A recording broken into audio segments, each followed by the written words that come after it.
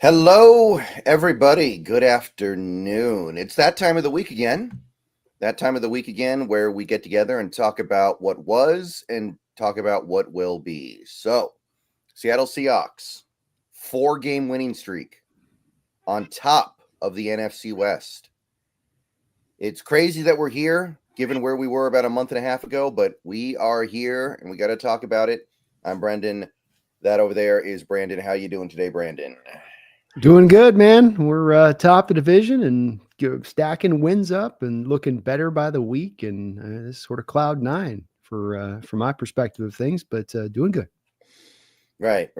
And look, we got 4 games left here. We got some big tests coming up, but clearly, I think we can now say that the decisions that were made in the offseason and the decisions that we made during the season, by and large, have proven that they were correct. We've gotten the right coaches in here, it seems like. We've gotten a lot of the right players in here, it seems like. So we are definitely on the right path here. I do think that that's the case at this point, Brendan. It's both of you, of course, in the moment where we were going to be patient to this season and let's let this play out. And let's see which way this goes. And we didn't know what really to expect. We were both very hopeful. And certainly in our season predictions, you and I both were in that place when it all filtered out. But it was really by and large, beyond that, it was a year about looking into the future and what this team could be. And if we had the right coach and what was going to be that identity and how that would look. And would that be possible? Like we've talked about coming into this year too, where you have so many offensive coaches where this is the du jour way to go get yourself to a contending state. It's got to get an offensive minded coach. Defensive guys are the ones that are all getting fired. This is not the way to go down this path. This is the path of failure. And instead we're seeing much of it being in the opposite case, that he is just that smart of a guy being McDonald for the long term. But then we're getting the bonus on top, the cherry on top, a little bit of extra whipped cream in addition to that, being that we're having a season like this where it's come together this fast and the team can really, truly make some noise this year. Right. And they are on the cusp of doing exactly that. So obviously this show is more of a preview show than anything else, but we should spend a little bit of time talking about that Cardinals game that transpired on Sunday. I said in our show last week that I thought this was going to be a rare sequel that was even better than the original. And I'd say that it probably was overall. I know the defense wasn't quite as dominant, but I would say overall that was a better sequel, mostly because of the offense. That was as clean a game as you can get. No sacks. I think Geno got hit like twice the whole game. You ran the ball effectively throughout. I don't think there were any dropped passes. There weren't any really broken plays. I don't know if we ever even really put the ball in harm's way. It was one of those games where everything just kind of worked and everything just kind of flowed. Yeah, agreed. It was, I think you're right about it being more impressive. I think the only thing that made the defensive performance maybe a little bit lessened was the taking the foot off the gas a little bit because you got such a comfortable lead. And I think both offensively and defensively, you did that not necessarily in the bad way as we would often represent that, but in just the way of that's just kind of how the game played out. You were tactful in the way you did it. You didn't just completely go like prevent defense and we're going to run the ball first down, run the ball second down, and then pass, but you leaned into it. And so that allowed for the Cardinals to make a little bit of hay in that second half as far as, getting the scoreboard to look a little better than the 6 points you gave up at home. Obviously, you didn't have the conditions in your back pocket, too, with the rain and being outside and the stadium noise. But I do think it was even more impressive because you basically put them away in midway through the second quarter. And how rare is it that you can do that, where we often talk about winning in the fourth quarter. You won this game, 10 minutes into the second quarter, you had kind of won this thing. And I felt the same way a little bit about that Atlanta game when we were able to get that touchdown at halftime. Like sometimes you can get up on teams in that way. And if you have a defense playing like our defense is, there's not a whole lot of points left to be on that scoreboard for that offense. They might find a few, but not enough to get back into the game. Yeah, I would agree with that. So talking about the offense a little bit, because that was the side of the ball that really, really stood out in this game. There's a lot of just kind of generic positive things you can talk about, like how clean Geno's game was. He kind of, it was like a Tom Brady game. He just kept taking the checkdowns, kept taking the easy throws over and over and over again until we had won. And that's something he hasn't really been able to do all year because of the pressure, because I think of some of these Ryan Grubb growing pains. But this was a game where over and over and over again, he got to just hit the easy throw over and over. And it's beautiful to see. That's what you want your quarterback to be able to do. You don't want your quarterback to have to fit the ball into quadruple coverage 3 times a game to give yourself a chance to win. No, you don't. And I think that when you go back to the pass protection issues, a lot of adjustments Grubb was making off that throughout the early part of this year has been to keep tight ends and keep running backs in to help in max protect type situations, which goes against what you're trying to accomplish with the spread system, which is to widen everybody out and have a lot of options for the quarterback to be able to go through and be able to run your flood zone type of concepts and then have guys wide open in space by those concepts and those designs. And that goes out the door when you got to have a running back kept in and a tight end kept in to chip.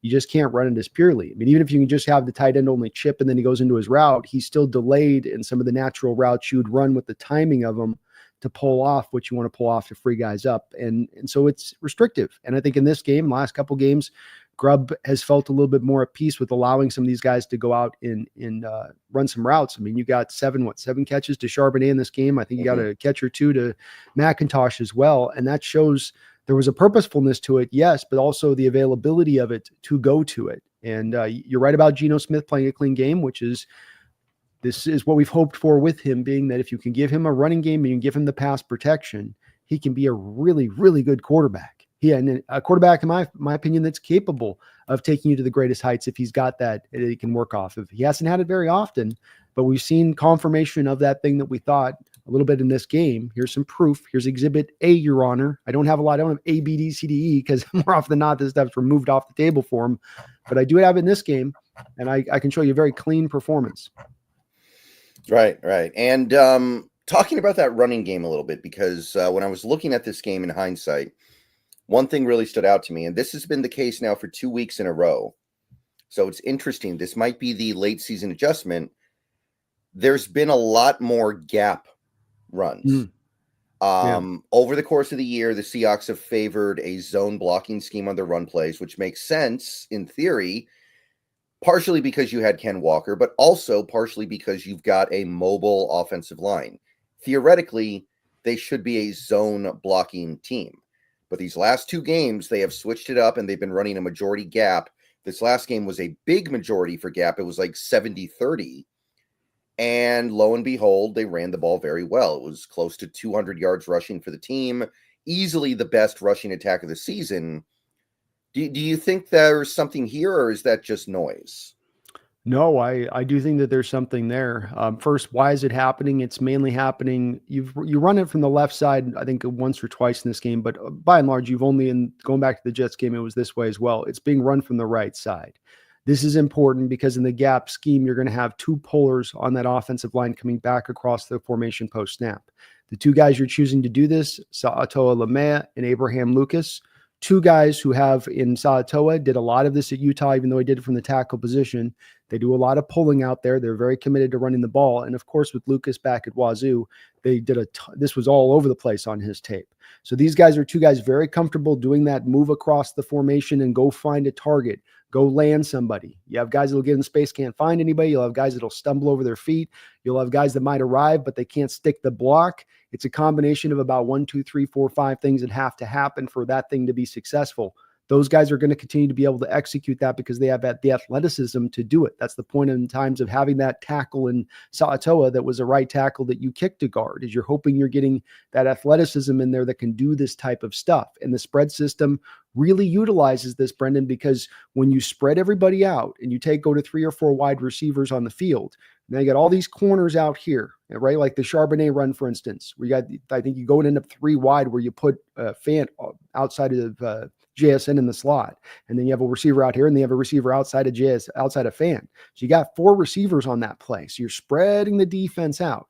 Now you've got less bodies down on the inside in there. And what that means then, Brendan, is that when you pull those 2 guys in space, the backside defenders, that backside edge and that backside, let's call it a 3 tech, they've got to be really fast to get to that ball carrier because you're coming around here and that ball carrier is getting downhill and he's going to have that envoy of blockers out in front of him. And it's the requirement of those linemen to get out in front there, but it's also the attacking of a defense to be able to neutralize guys on the backside without ever having to block them. because they have to essentially just hurry and hustle their butt to get back downhill. And if you have a defense that does a lot of the stuff we're seeing defenses do now, where that edge, for instance, Brendan, will be beyond just a wide 9, he'll be like a wide 10 in his alignment because he's so far out to such depth. He can't get to the backside of that play when you're going to route it that way. And I think that this is a really great counter because you force teams into a bind. You want to bring the extra defender in the box. Do you want to take that extra safety out of the 2-eye safety look and where you're going to want to drift the coverages to DK a lot of the times? Now you got to go to single high and have them cover that whole back end because you want to bring that extra guy down to help in that run game when they do spread that out. Now Seattle can get you on the other side of it. So they can, what I'm saying is they can counter that, right? They can hit you in this, find success in this.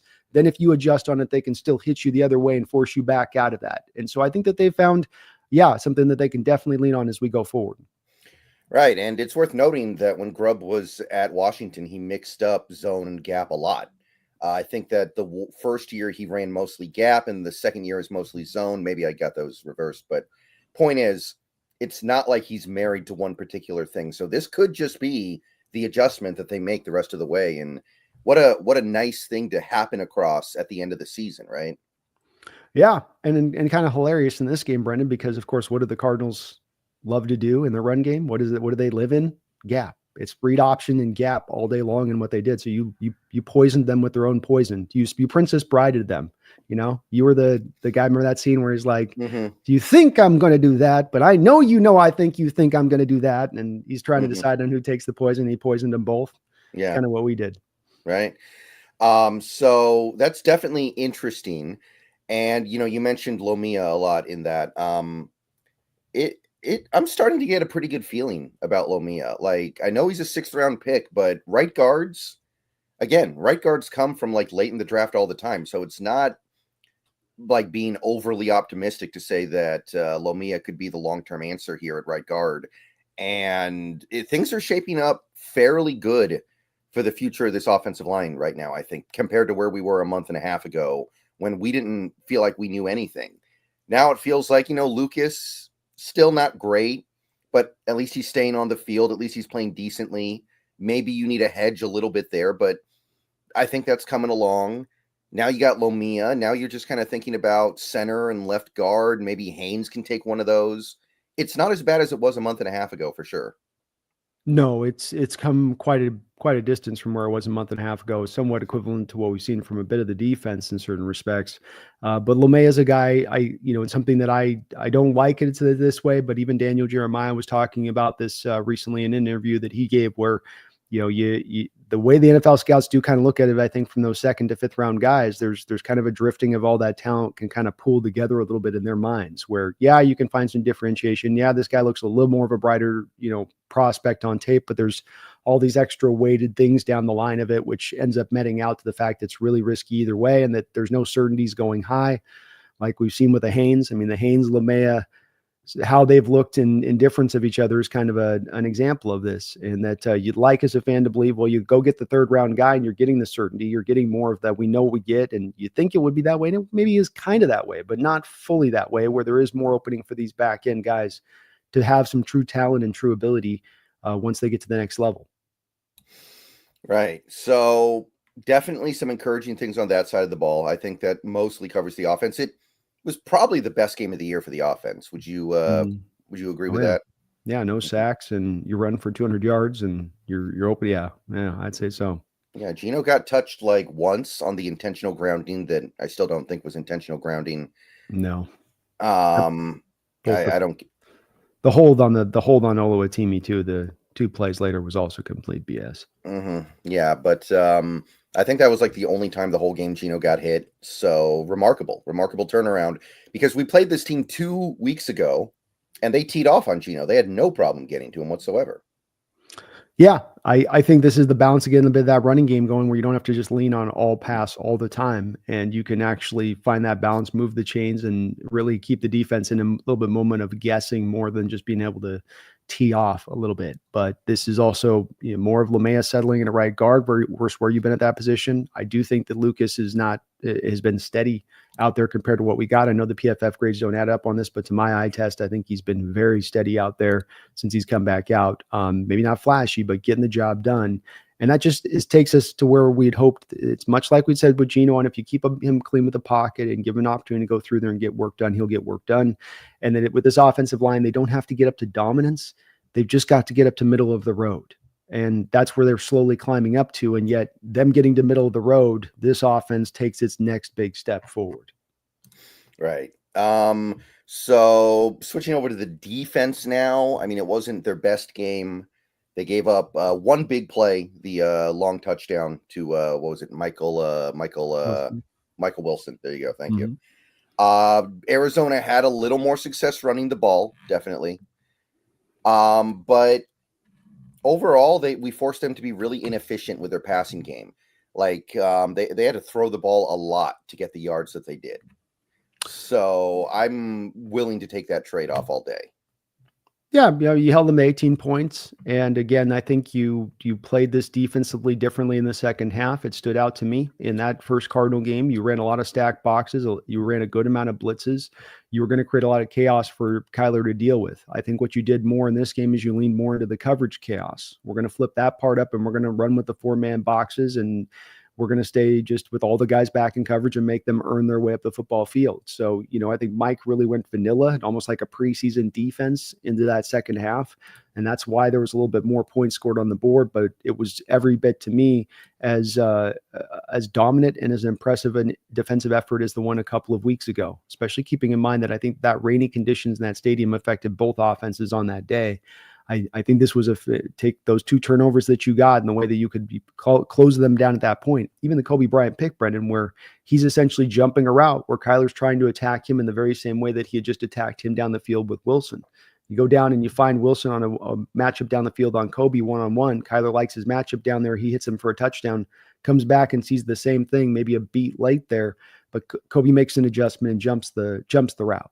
And that's what you love to see is when players might, got caught on this is what they're trying to do to me. How can I, adjust off of that? And he did in that moment to go get that pick. Yeah. I think the thing that really stands out with this defense right now is how many players that we weren't even really thinking about 2 months ago have really solidified themselves as being long-term, at least partial solutions here, like Kobe Bryant, like Josh Joby, who I didn't even know existed 2 months ago, basically. You've got somebody like a Tyrese Knight, who, by the way, just won Pepsi Rookie of the Week for what he did in this game. All these guys that you weren't really thinking about at all as recently as a couple months ago are really helping fill the holes in this defensive roster. And we're pretty close to the point now where if Nwosu can complete this comeback, I don't know what this defense really needs in terms of players this offseason anymore. Like, it is remarkably well put together for not just this year, but going forward beyond this year.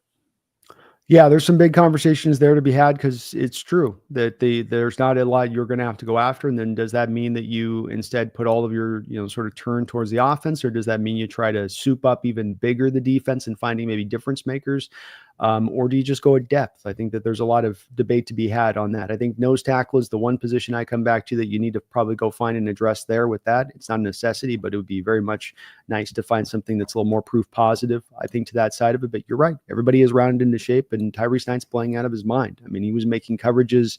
He was making plays and coverages on wide receivers in this game. Marvin Harrison Jr. and making plays on the ball while in coverage on these guys. That he's that comfortable at this point as a rookie to pull that off from the will linebacker position is pretty amazing to me. And none has been more shocking maybe than him, but you're right about the solidification that's occurred. Ernest Jones, hard to see them not sign him to a contract extension.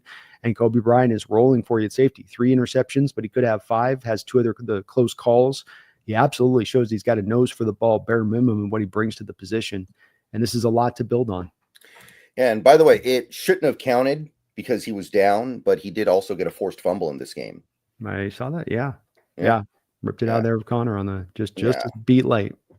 Right. And I mean, Arizona recovered it either way, so it's not like we were getting the ball. But the point is, this is what I was talking about. There are issues with Kobe Bryant as a player, but he's a ball hawk, and I want that guy on the field one way or the other.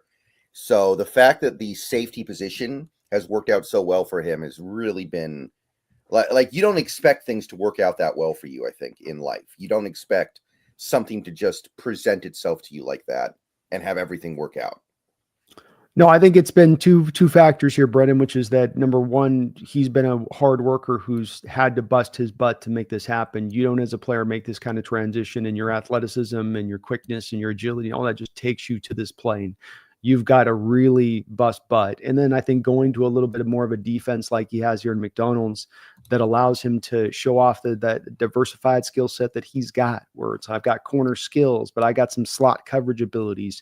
Yet I can bring a little bit more of a tackling ability than you'd get from typically just those kind of guys. And you've got a guy in Love right next to him who made this same transition coming out of college.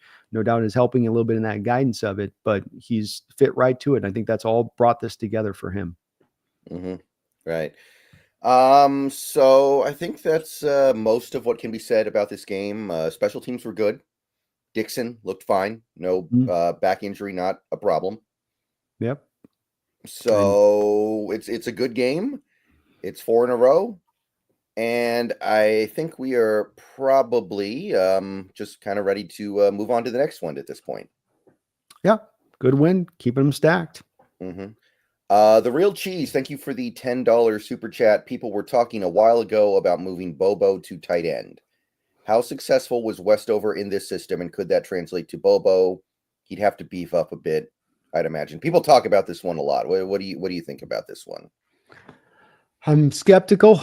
I don't have there's not a big history of guys at the wide receiver position reaching the pro level and transitioning to tight end. Like we talk about cornerback with Bryant going from corner to safety, and that is something that I can find a track record with some corners having done that in recent history, but not this. And whereas he is a good blocker right now, when you get him to the outside against taking on cornerbacks and safeties, is he going to be that same kind of blocker when now he's taking on edges and linebackers? Now, is there maybe some mismatches he's going to be able to draw as an H-back type that are unique for him in there? Certainly. But I think it's a little late in the game to be making that move for him at this point.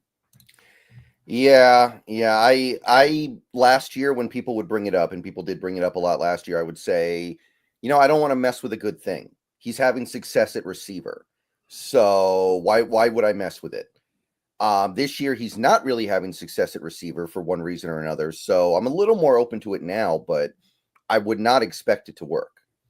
I would definitely say that is something where you are maybe looking at like a 10% chance of success. And we're going into an offseason where we might be down to one real tight end on the roster, Barner, because I think Fant's gone and Farrell Brown's contract is up regardless. You can't really afford to be putting a lot of eggs into a basket of Jake Bobo moving to tight end. Yeah, because that's where we're counting on at this point, that he's the 3, he's the 2. I think you just bring him back again next year and hope that this is a sophomore slump, and you let him duke it out with whoever you brought on the roster, and maybe you built up the receiving core to get so deep that he gets pushed off, and that would be unfortunate. But it has been what it's been this year, and the fact that Bobo just hasn't gone really and taken a step forward there in this game. He's not even matching his performance from last year. The few times he's been targeted has been kind of hit or miss on catching at times, and doesn't seem like he's getting a lot of separation. When DK was out, he had a good game or two in there where he could have really been into more of a featured potential role there. And I know there's only so many balls to go around, especially with JSN getting fed as much as he is, and maybe there's a lot, but I'm reticent to believe that would be the best thing for him going, or the best thing for the team going to the tight end position. And it doesn't even seem like he's blocking well. PFF is giving him bad blocking grades, which is weird. You would think that's something that's pretty immutable. I don't know what's going on there. And they had him highly rated as a run blocker last year. So it's not, PFF systems just busted. Well, they liked how he ran block last year. Mm-hmm. And so I'm the same way. It's made my head kind of turn on this one a little bit, going, I wonder what's going on. Right. Yeah, I do suspect that the Seahawks are going to be using a significant pick on a receiver this offseason to replace Lockett. So I don't think Bobo's roster spot is necessarily in trouble yet, but I wonder if you're getting more. You could get more out of Derek Young than Jake Bobo at this point. I wonder if you can get more out of like a Cody White, who actually did do some big time things for you the one time this year he got on the field a significant amount. Like, maybe. Good point. And the thing that you'd have in Cody White, I think, is a little bit more of a guy with a little more juice there to be able to work on the outside and be able to, get some separation out there on the outside. Yeah, that's another thing. Like Bobo is a big slot, and we already have, I think at this point you could say pretty definitively the best slot receiver in the NFL. At least he's the most productive. So him and maybe Amon-Ra's better, but JSN's been more productive this year. So yeah, that's where I come back to you. Like you say, you probably draft a guy. He slides into that fourth spot. We'll let him duke it out with if Tariq comes back in next year and whoever else you got on the roster, and let the best man kind of win is where I would go with it. Pretty much. Yeah, I don't think there's much of an equivalency between Westover and Bobo. Personally, I think that they don't really play the same. They're not the same kind of player. Yeah, they're two bit of different body styles. Even I mean, just Bobo's long and lean, and big catch radius guy. Westover's got a decent catch radius, but he's more of a use check kind of builded player. Yeah, Westover might run like a 4.55 or so, and Jake Bobo runs like a 4.8, I think, also. So yeah, just different style of players completely. Most hated. Thank you for the $4.99. What's our fan base's obsession with Bobo? I don't get it. I mean, he's got a funny last name, right? Yeah, I think he just had some pretty cool plays last year too, as well. When you go from the preseason to the regular season, and how he was getting open, that release that he had, that he could really find a way, even working off the outside, to take the top off the defense. A guy that caught everything you threw his way that was catchable. And then he blocked his ass off. He was an absolute demon as a blocker on top of it. So you started to go, boy, do we find our own kind of like Puka-like guy here. And that's, Adam Thielen was like some of the comps we were thinking maybe we were going to have in a guy that could develop like that. And I think he showed you some of that. 19 catches that first year in limited action. Had that one-handed catch against the Cardinals in the back of the end zone, which was just a ridiculous catch. Had a fly sweep touchdown. So there was some reason to get, but back to Brendan's original point on this, it's been a sophomore slump year for him. It's not been a take a next step forward year. It's been like, why is what's happened? And he's not really a player that you would expect a sophomore slump from, because it's not like he was used massively last year. It's not like he's a player where, they got tape on him. Now they know what's up. They know how to play him, and now he has to adjust. Yeah. You wouldn't expect that. So I'm a little skeptical of Bobo going forward. But I think that the team understands that, assuming Lockett leaves this offseason, and I think he's got 70 yards over the last month or something. I'm sure that he understands that he's not the same, and that it's best served for both parties to just separate at this point. They're not looking at Bobo and thinking that's our future number 3 receiver. No, I think that's the part is certain at this point. But yeah, thank you, most hated. Okay, so feed me more Seahawks. Thank you for the member for 10 months. So how about that spoon slump, Brendan? I saw a lot of triple teams towards Leo that game, which freed up Murph a little bit, and JSN emerging. Thanks, DK. Okay, so there's a few different things going on in this comment. Let's start with the top. How about that spoon slump? He's definitely playing better lately. I thought he played a really good game this weekend. Some of those plays he made on those screen passes were just remarkable. But I still don't think he's been as good overall as he was last year, if I had to make that judgment personally. Yeah, it's hard. That'd be hard for me to say one way or the other on that one. I think he's been very close to difference maker. He's going to be doing it in a way that doesn't always fill up a stat column. And but watching the tape, and especially when you go and watch the All-22 with that guy flying around, I mean, he's making an impact. And nobody plays harder on a given Sunday than Witherspoon. Right, and I'm not worried about him long term. Even if he was having some big time sophomore slump, he'll get out of it next year. I'm pretty confident. He's too talented to not. Yeah. Well, again, I like the year he's having, so I'm probably a little bit in different opinion on that one. My outlook on him. I saw a lot of triple teams towards Leo that game, which freed up Murph a little bit. Yeah, I know Leo didn't have a sack in this game, didn't really do much as a pass rusher, but he made some big plays against the run. I think he had 2 tackles for loss. really, really dominant in the middle. This might be as good a football as he's ever played in his career. I would say so. And yeah, you weren't going to leave Evan Brown out there on an island against him like you did in the first game from a Cardinal perspective. You were going to shift some of that over. And maybe this is the part of McDonald where he's like, man, finally I'm going to have a chance to let the kid hunt, where he's probably been thinking for a while here. I'll line Murphy up over at the 1 tech, but teams are going to want to drift their double teams over to the 3 tech. And when you start to force offensive lines to draw the double teams to the 3 tech, like we saw with Aaron Donald for all those years in Seattle's hesitancy and double teaming him when we would play them, it's hard to double team the 3 tech. The alignment's way out over here. You got to bring that center way back over here, and you create holes on your offensive line and pass protection in other areas when you do that. For us, we get the upshot of you're going to double the 3 tech, and now you're going to leave your run blocking right guard essentially at times lined up then on Byron Murphy 1-on-1, and he's going to just club that guy to death pretty much as far as how he deals with him, because that guy's got no chance against Murphy. Murphy's a long day at the office for a true left guard who's dealing with 3 techs, but that right guard loses his help from the center, Brendan, and it's over with. So another part of where we go, it's like the gap, well, you want to adjust to this, we adjust to that, and we've got an answer for you. We've got a ready-made answer here for you, because typically what you would do on that, Brendan, is you'd go, okay, you're going to Leonard Williams. Now we got to just hope our 1 tech in there can create some pass rush with his one-on-one opportunity, which we both know is not very likely to happen with the nose tackle. They're in there to be those, as you like to call it, trash can full of dirt. That's their job. So, having that is now the way to counter this could be kind of cool for Murphy and him getting some late season production off this. Right. And I guess we did create a little bit of pressure from the nose tackle in this game. We had Hankins get a sack, which that doesn't happen very often. So mark the time and date on that one. Yeah. But Hankins getting sacks and picks this year. Not every day you see that. But I know that it wasn't as splashy as his recent games, but I thought Leo was just as dominant in that game as he was in the others. And JSN emerging, thanks DK. Yeah, there was that article that was written today about how DK kind of feels like an older brother who's proud of his younger brother.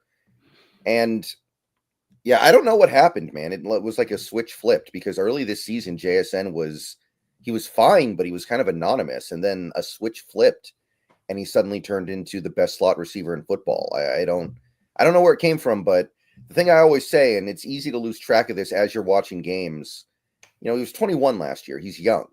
He's probably still not done growing to what he's going to be ultimately. No, I think I saw the same thing where it was starting out this year very much similar to what we had seen last year. It wasn't bad, but just you weren't seeing the impact necessarily of what you thought you were going to get from him. And it turned on. And since it's turned on, it's been there every single game, and that you feel that impact and what he's bringing. And a lot of people get into, I think, a little bit of this talk of, DK or JSN. Is JSN now the number 1 guy? And this is where, to me, it's the beauty of having both these guys long-term, is that their skills work very well off of each other. And they will be able to find, I think, holes in production for both of them in secondaries because of the other's presence at times. Yeah. And I see the same thing too. Everyone's asking who's better, JSN or DK? Who's the number 1 receiver now, JSN or DK? To me, it's like something that I'm not even really thinking about all that much. It's like whichever. They're helping each other right now. I think that DK's presence on the field, and one of the football shows this week actually did a little segment about this. DK's presence on the field is opening up so many opportunities for JSN to get more open than he normally would. DK is still the guy that defenses fear, I think, much more so than JSN, I think. And 100%. Sorry, my bad. No. But all I was going to say was I think that is still the guy you game plan for. And sometimes JSN is going to be more productive. Like, a Wes Welker in some regards was more productive than Randy Moss when they were in New England together. But no one would have ever said that Wes Welker was a better receiver than Randy Moss. Oh, excuse me. No, I agree with you there. I think this is where you look at a lot of great offenses in NFL history. Greatest show on turf. Torrey Holt, Isaac Bruce, and they even had a nice slot, but just those two, having these kind of guys like this and what they can do against defenses is you can really put defenses into a bind. The reason the Cardinals are drifting so much coverage in this game to DK, and he has that happen week after week. You see that on the all 22 all the time, almost doesn't matter the opponent. But the reason they're specifically doing it, of course, is they don't have the corner on the outside that can match up. They don't have a number one type like a Ramsey type out there who can make it happen. So they've got to drift that coverage by necessity. And the second you do that, you've got this guy underneath who's like, look, I can create holes already. I can get open already when you're playing it straight up. Now you're giving me these extra lengths, and now I can be a complete game changer in how I'm able to operate. That throw where he had to pick it up off the top of the grass, which was a great play on his part, great play on Gino's part, absolutely. But also, like Gino had said, if he hits him there on time, he's probably still running up the field on that for a touchdown because it's that wide open. And again, partly wide open, as you'll see on these coverages, not just week in, week out, where that you drift those two coverages in the secondary. When you drift a double team to a player, you're creating holes somewhere else. And that we have just the kind of guy in that somewhere else who's going to be able to go attack in that way, even more so than Lockett, who Lockett, I think at his best in his career has been more of another outside guy. And so that's why you had that 1 year with Lockett and DK where they were both top 10 one season in their double teams. That was that year in 2020 where teams just went to the cover two and then they just bracketed them both over the top, where you could kind of pull a sub double team over the top because you weren't worried about anybody else underneath hurting you.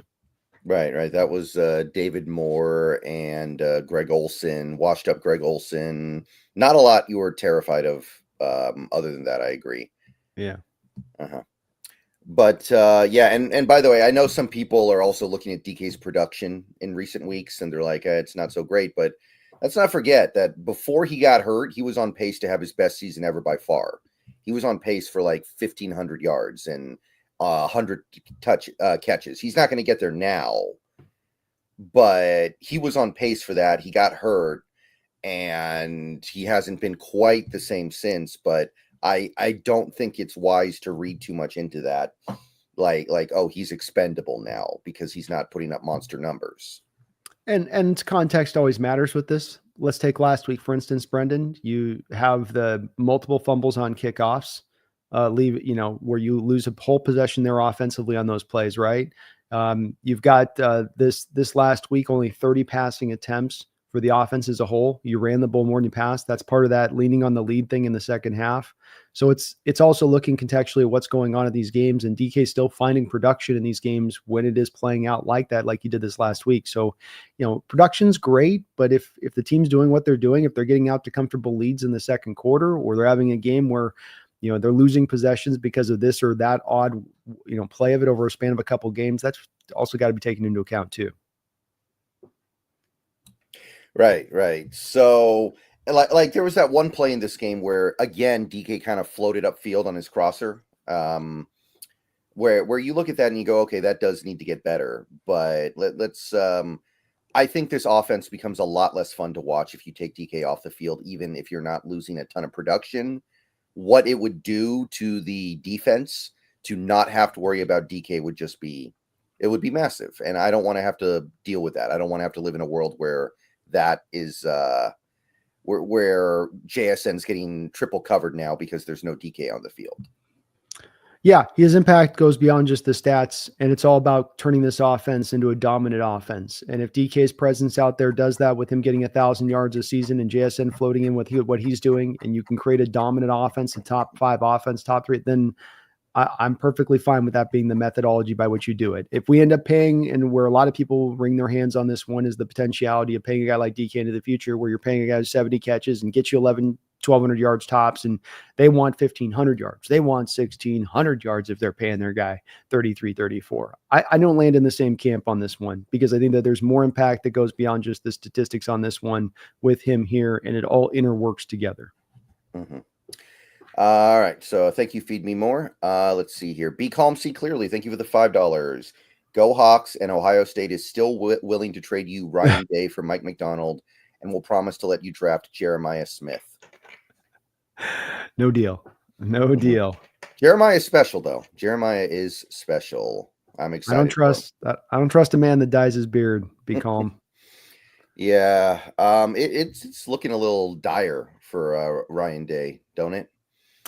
Yeah, it does. I mean, you take over a well-oiled machine. It's not like he walked in there like Harbaugh walked into Michigan, where things were a little bit in tatters. He came in there and well-oiled machine, and you messed it up a little bit. Now, it's not all his fault. The NIL era has taken hold, and this is going to change the game for a lot of programs. We're seeing Alabama start to, I think, have to deal with this a little bit too as well. So some of the old blue bloods are going to have to, reshuffle the deck a little bit here, but they'll probably go out and let him go, and they'll probably go to look to see if they can find a splashy hire out there. I don't know who it'll be necessarily. I know that they like Vrabel, but I don't think Vrabel wants to go back to college level. I think he's got pro opportunities. Yeah. The I didn't think the NIL stuff was going to bother me that much, but I got to admit, it's kind of dampening my enthusiasm for the sport. It's kind of making things not so fun seeing these guys transfer like every offseason. People are just transferring en masse. Like the Wazoo quarterback, what's his name? Mater. Yeah. Yeah. Like they find this really, really fun player, and of course he's just going to get out of there the moment he can. And it's like, I know that, the transfer portal's been around for a while, but the NIL stuff makes it even more exacerbated. And it's like, and this is not as fun as I thought it was going to be. I agree with you. I certainly think the players should be being paid once they're adults. I don't think that there's anything wrong with them getting paid, but I do think that there should be some restrictions in place than these guys being just, guns for hire. They can just bounce around. I think that doesn't help college football. That hurts college football. It's for the benefit maybe of the player, but it's them kind of doing so. It's sort of screwing over what, their reason for being there. And I don't like that either. So I think there's certainly room for an adjustment to be made here. It's a little bit Wild West right now. Yeah, I think Belichick's going to hate it. I think Belichick's going to just be. I don't get it, man. I do not get him going back to college to deal with these problems. I don't think he would have wanted to deal with the stuff in the best of times before the NIL, much less with the NIL added on as another layer. Yeah, he goes to these recruits' houses and he's like, "Oh, you don't want to play for me? Well, F you," and then he just leaves. Like that's probably what he would have done.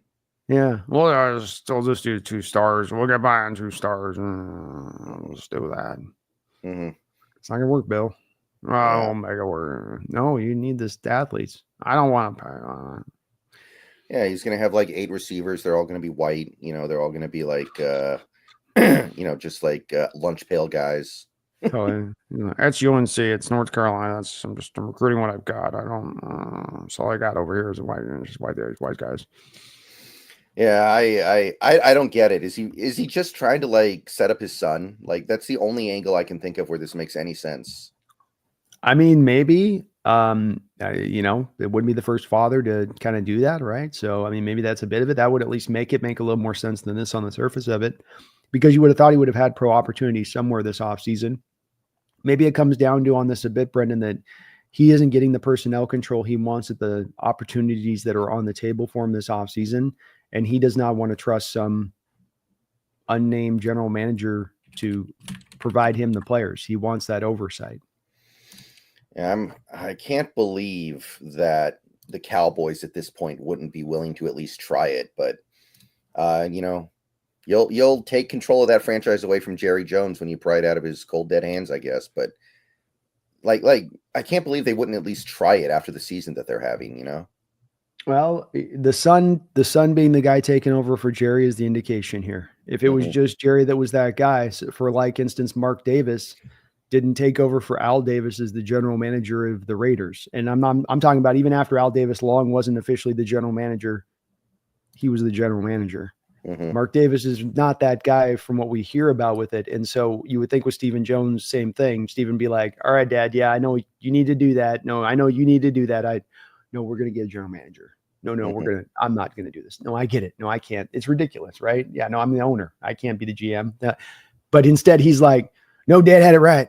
We're smart family. We know football, and all right. So we're back into this again, where your ego drives the day on this one and you can't get out of that. And that's where it seems like it stands to me on this one. Yeah. But I don't want Ryan Day very much. I'd rather not. I do like Jeremiah Smith though. He's going to be really good. Oh yeah. Jeremiah's going to be a game changer. Him and that Alabama kid coming out in a couple of years are going to be awesome. They might go two receivers in the first 3 picks, depending on where the quarterbacks are in that draft. Oh, they might be the Arch Manning class, right? I think Arch will be a year ahead of them. Yeah, if Arch could stay back though for one more year, potentially. Like players are doing that more now because of the NIL stuff. Aren't those guys 2 freshmen right now? Oh, you might be right. Maybe Arch Yeah. can't stay back that long. Yeah. Then again, if Cam Rising does it, then well, these quarterbacks now are playing until they're 29 years old, so anything's possible. Cam Rising is going to make more money in college than he will in the pros, though. So I don't blame him. Play the system, game that system, man. Let's see here. Kings Will Dream. Thank you for the $5. Driving up from Utah to Seattle for my first game on Sunday. Let's go. Let's go Hawks, and thank you too for all the hard work. How long a drive is that? That's got to be like 2 days, right? No, I bet he's doing. I bet he is a white knuckle in it from end to end. Depends on if he's coming from Southern Utah or not. But if he's coming out from Salt Lake, that's like probably about a 12-hour or so, 12 to 14. So if you just white knuckle that sucker, and it's like, no, we're not doing a rest stop. We're pushing through. We got time to make them. Come on, So it's pretty, especially this time of year. It's winter too there. We'll drive safe, Kings Will Dream. Hopefully you're coming up the coast and not trying to come through Snoqualmie on that at this time of year through there, because that could get a little bit dodgy. But it sounds like there's a real just getting a sense and flow from some of my people in my chat, Brendan, that there's going to be a lot of people. Hawk fans go into this game. This seems to be a very much one a lot of people have circled on their calendars, which is great to hear, because that Packer fan base is one that can travel and they can be capable of taking over a stadium. And this is a week where we need that fan base with this game coming up to be fully throated, everyone in unison, not a sea of yellow in the house. And it sounds like it's going to be that way, which is cool to hear. Yeah. If you're not going to go to this game, what game are you ever going to go to? Like I understand not wanting to go to some Niners game where you're going to lose by 3 touchdowns. I understand not wanting to go to maybe like a game against the Chiefs if the Chiefs ever came to Seattle. But like, if you're not going to go to this game, what business do you have with season tickets? Yeah, I agree. I understand that some of these people sell their profits so they can buy the tickets next year, but this is one where it's not this game. We need this, man. We need these last couple wins. We could really set the table here for this postseason play, which, we're not going to go into it as the favorite. We could use every advantage that we can get going into it. So a game like this, primetime, Brendan, where we typically have that fan base really charged up in these kind of games. We typically do pretty good in these primetime games. I think off the back of being at home with that fan base, invigorating them like that. Hopefully the case this next Sunday.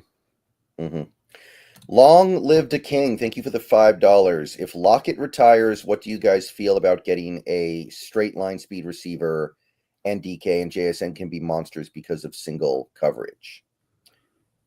I do think we're going to get a new receiver this offseason. I don't think it has to be a straight line speed receiver. Yeah, I think I'd be more in just the talented mode. I think that I'd also lean into a little bit of, when I look at Brooke Grubb's system, the thing that feels like it's maybe at times a little bit missing from this first, what could be added on to it would be a guy that could be giving you some, some yak elements from the outside receiver position, and a guy that catch the ball in space and he can do something with it. But Jason's done some better job of that as the years gone along, to his credit, with this. And DK's got a little bit of that in his game, but I think that there's much more room to have a guy like that who can be kind of that. If you can find speeds, that's great. But to me, a guy that this is a spread system, get the ball in the guy's hands, let them work. We aren't able to do that at times as much, to me, especially if you go to Lockett. Like, you're not getting a lot out of Lockett in a yards after catch kind of guy. And so that would feel more of the opening to me for and just a talent guy more than anything else. Yeah, when Lockett dropped that one-on-one ball in the end zone, I could just feel like it's over. That felt like a seminal moment, because he always catches that one. That's his catch, man. We've seen him reel it in many different times on that type of throw over the course of his history. And he's not been bad this year, I don't think, but I do think, it's come to that end of the spot. We thought this coming into it. It's not a shock, that you've ended at this spot, and it's been a hell of a career. It's a hell of a run. But yeah, I think you've kind of reached that end stage point of this one. Yeah, it's like when Shaq got blocked by Ben Wallace in the Eastern Conference Finals in 2006, and you look at that play and you're like, man, the Shaq that I know would have shoved Ben Wallace's arm through the basket to get that dunk. Yeah, and you saw Ben Wallace just stuff him back, and you were like, yeah, this is not the same Shaq. That's what that moment was like for me. when Lockett dropped that pass. It's tough for Lockett too, because this guy's probably lost a couple of steps, especially that major injury where he himself admitted he was never back to ever quite 100% off the back of that broken leg. And you are a guy that's 5'9", and you don't have the longest of arms. You know, a guy like DK gets older and he loses a little bit of speed. He's still 6'4" and gargantuan.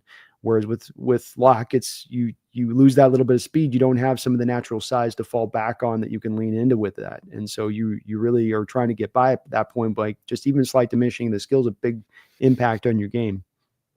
Right. Wouldn't shock me if he had one or two more big moments for the team to close out this year. If he makes a big catch at some point to help change a game, it won't surprise me at all.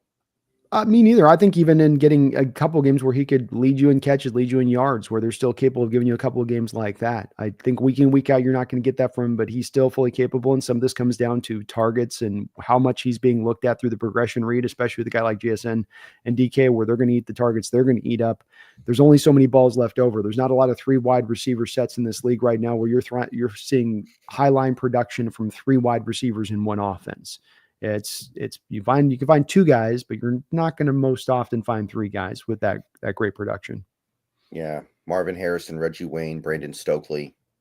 Yeah, those days are kind of done. I Yeah. mean, where in the league can we look right now with you can go offense after offense that you want to go through that's a really good offense. And I just don't think even the Buffalo Bills, Shakir and who's their other 2, 3, if you go to Detroit, you go, okay, Jameson Williams and then Amon St. Brown. And you go, Laporta, I guess, is the tight end. But you wouldn't go to that 3rd wide receiver necessarly. Laporta hasn't done anything this year either. Yeah, he's been very quiet. Minnesota, Addison and help me out here. And Jettis. I mean, then who else do you got? So it's kind of like there have been in NFL history, to your point on that, with those guys back 20 years ago, you'd find more of the 3 wide receivers that could all be productive, or like the greatest show on turf I talked about with Azakim as their slot that they had. But I think that just by the nature of how defenses have changed in the NFL and where the game's at offensively to defensively, and that tete-a-tete that's always going on, and the push-pull game that's going on between those two, the slot and having 3 wide receivers at high-end production is just it's not as easily had right now by how defenses are playing it and just the way you operate offensively. Yeah. In my most recent mock draft, I will say I had the Seahawks getting a Tez Johnson, who he looks like Lockett. He doesn't really play like Lockett. He's the Oregon guy. He's very small, but he's more of a kind of like try to make people miss in space kind of guy, it feels like. I like him. So it could be somebody like that. I'm with it. I'm definitely behind on my draft. I've got about 50 names in, so I've got a lot of catching up to do myself right now. But I'm okay with it if they go that route, because you're going to need to find a talented guy. I do want to find a talent. Don't want to go to just a Bobo kind of guy in the back end of the draft and look for somebody that's actually legitimate out there. Gives you some upside in the long term. Yeah. If Luther Burden falls to the Seahawks in the 1st round, like then you're getting a guy who not only is your new number 3 receiver, but you're also getting a really good return guy, which I wouldn't do Luther. Luther's off the board. Really? Luther's a pure slot guy. So Luther's not going to operate on the outside at all. JSN is not going to operate on the And if you look at his PFF stats, by the way, on Luther, they back this up. If you look at his college utilization and the utilization in colleges that they don't put you on the outside, then they're not going to put you on the outside at the pro level. That just doesn't work that way. It doesn't go like, well, I was a slot demon in college and then I became an outside monster at the next level. He's a good player, and I think he can be a very good difference maker as a slot guy on the inside, but JSN's presence would make it a redundancy. Yeah, that is kind of part of the problem here. I actually had that issue when I looked at a lot of the top receivers in this draft, like Egbuka, the Ohio State guy. To me, he's a slot guy too. I did kind of come away feeling that way. Maybe not McMillan, but you're not going to get McMillan. He's going to be long gone. The only way you get McMillan is if he drops and puts a Bobo 40 up, and then it becomes an interesting discussion. But other than that, you're not having a chance to touch him. All right. Be calm, see clearly. Thank you for the $2. OSU still owes Ryan Day $40 million. WTF. There's no cap, just go to one of your boosters, go get Chris Carter and be like, look, Chris, you want to have to watch Ryan Day with that dyed beard for the next 3 years? Or do you want to go get, Chris be like, all right. Yeah. What do they have in Ohio? Do they grow corn in Ohio? Just sell some more corn? corn's the big in Ohio. That's for true. Mhm. It doesn't sell a lot. Heavily lean on those government subsidies to make that thing flow. So Yeah. may not be enough money in corn. Yeah. I mean, Denver still owes Russell Wilson more money than that, and they're doing just fine. So there's always a way. There's always a way. Where there's a will, be calm. That's all it Yeah. takes is where there's a will. Mhm.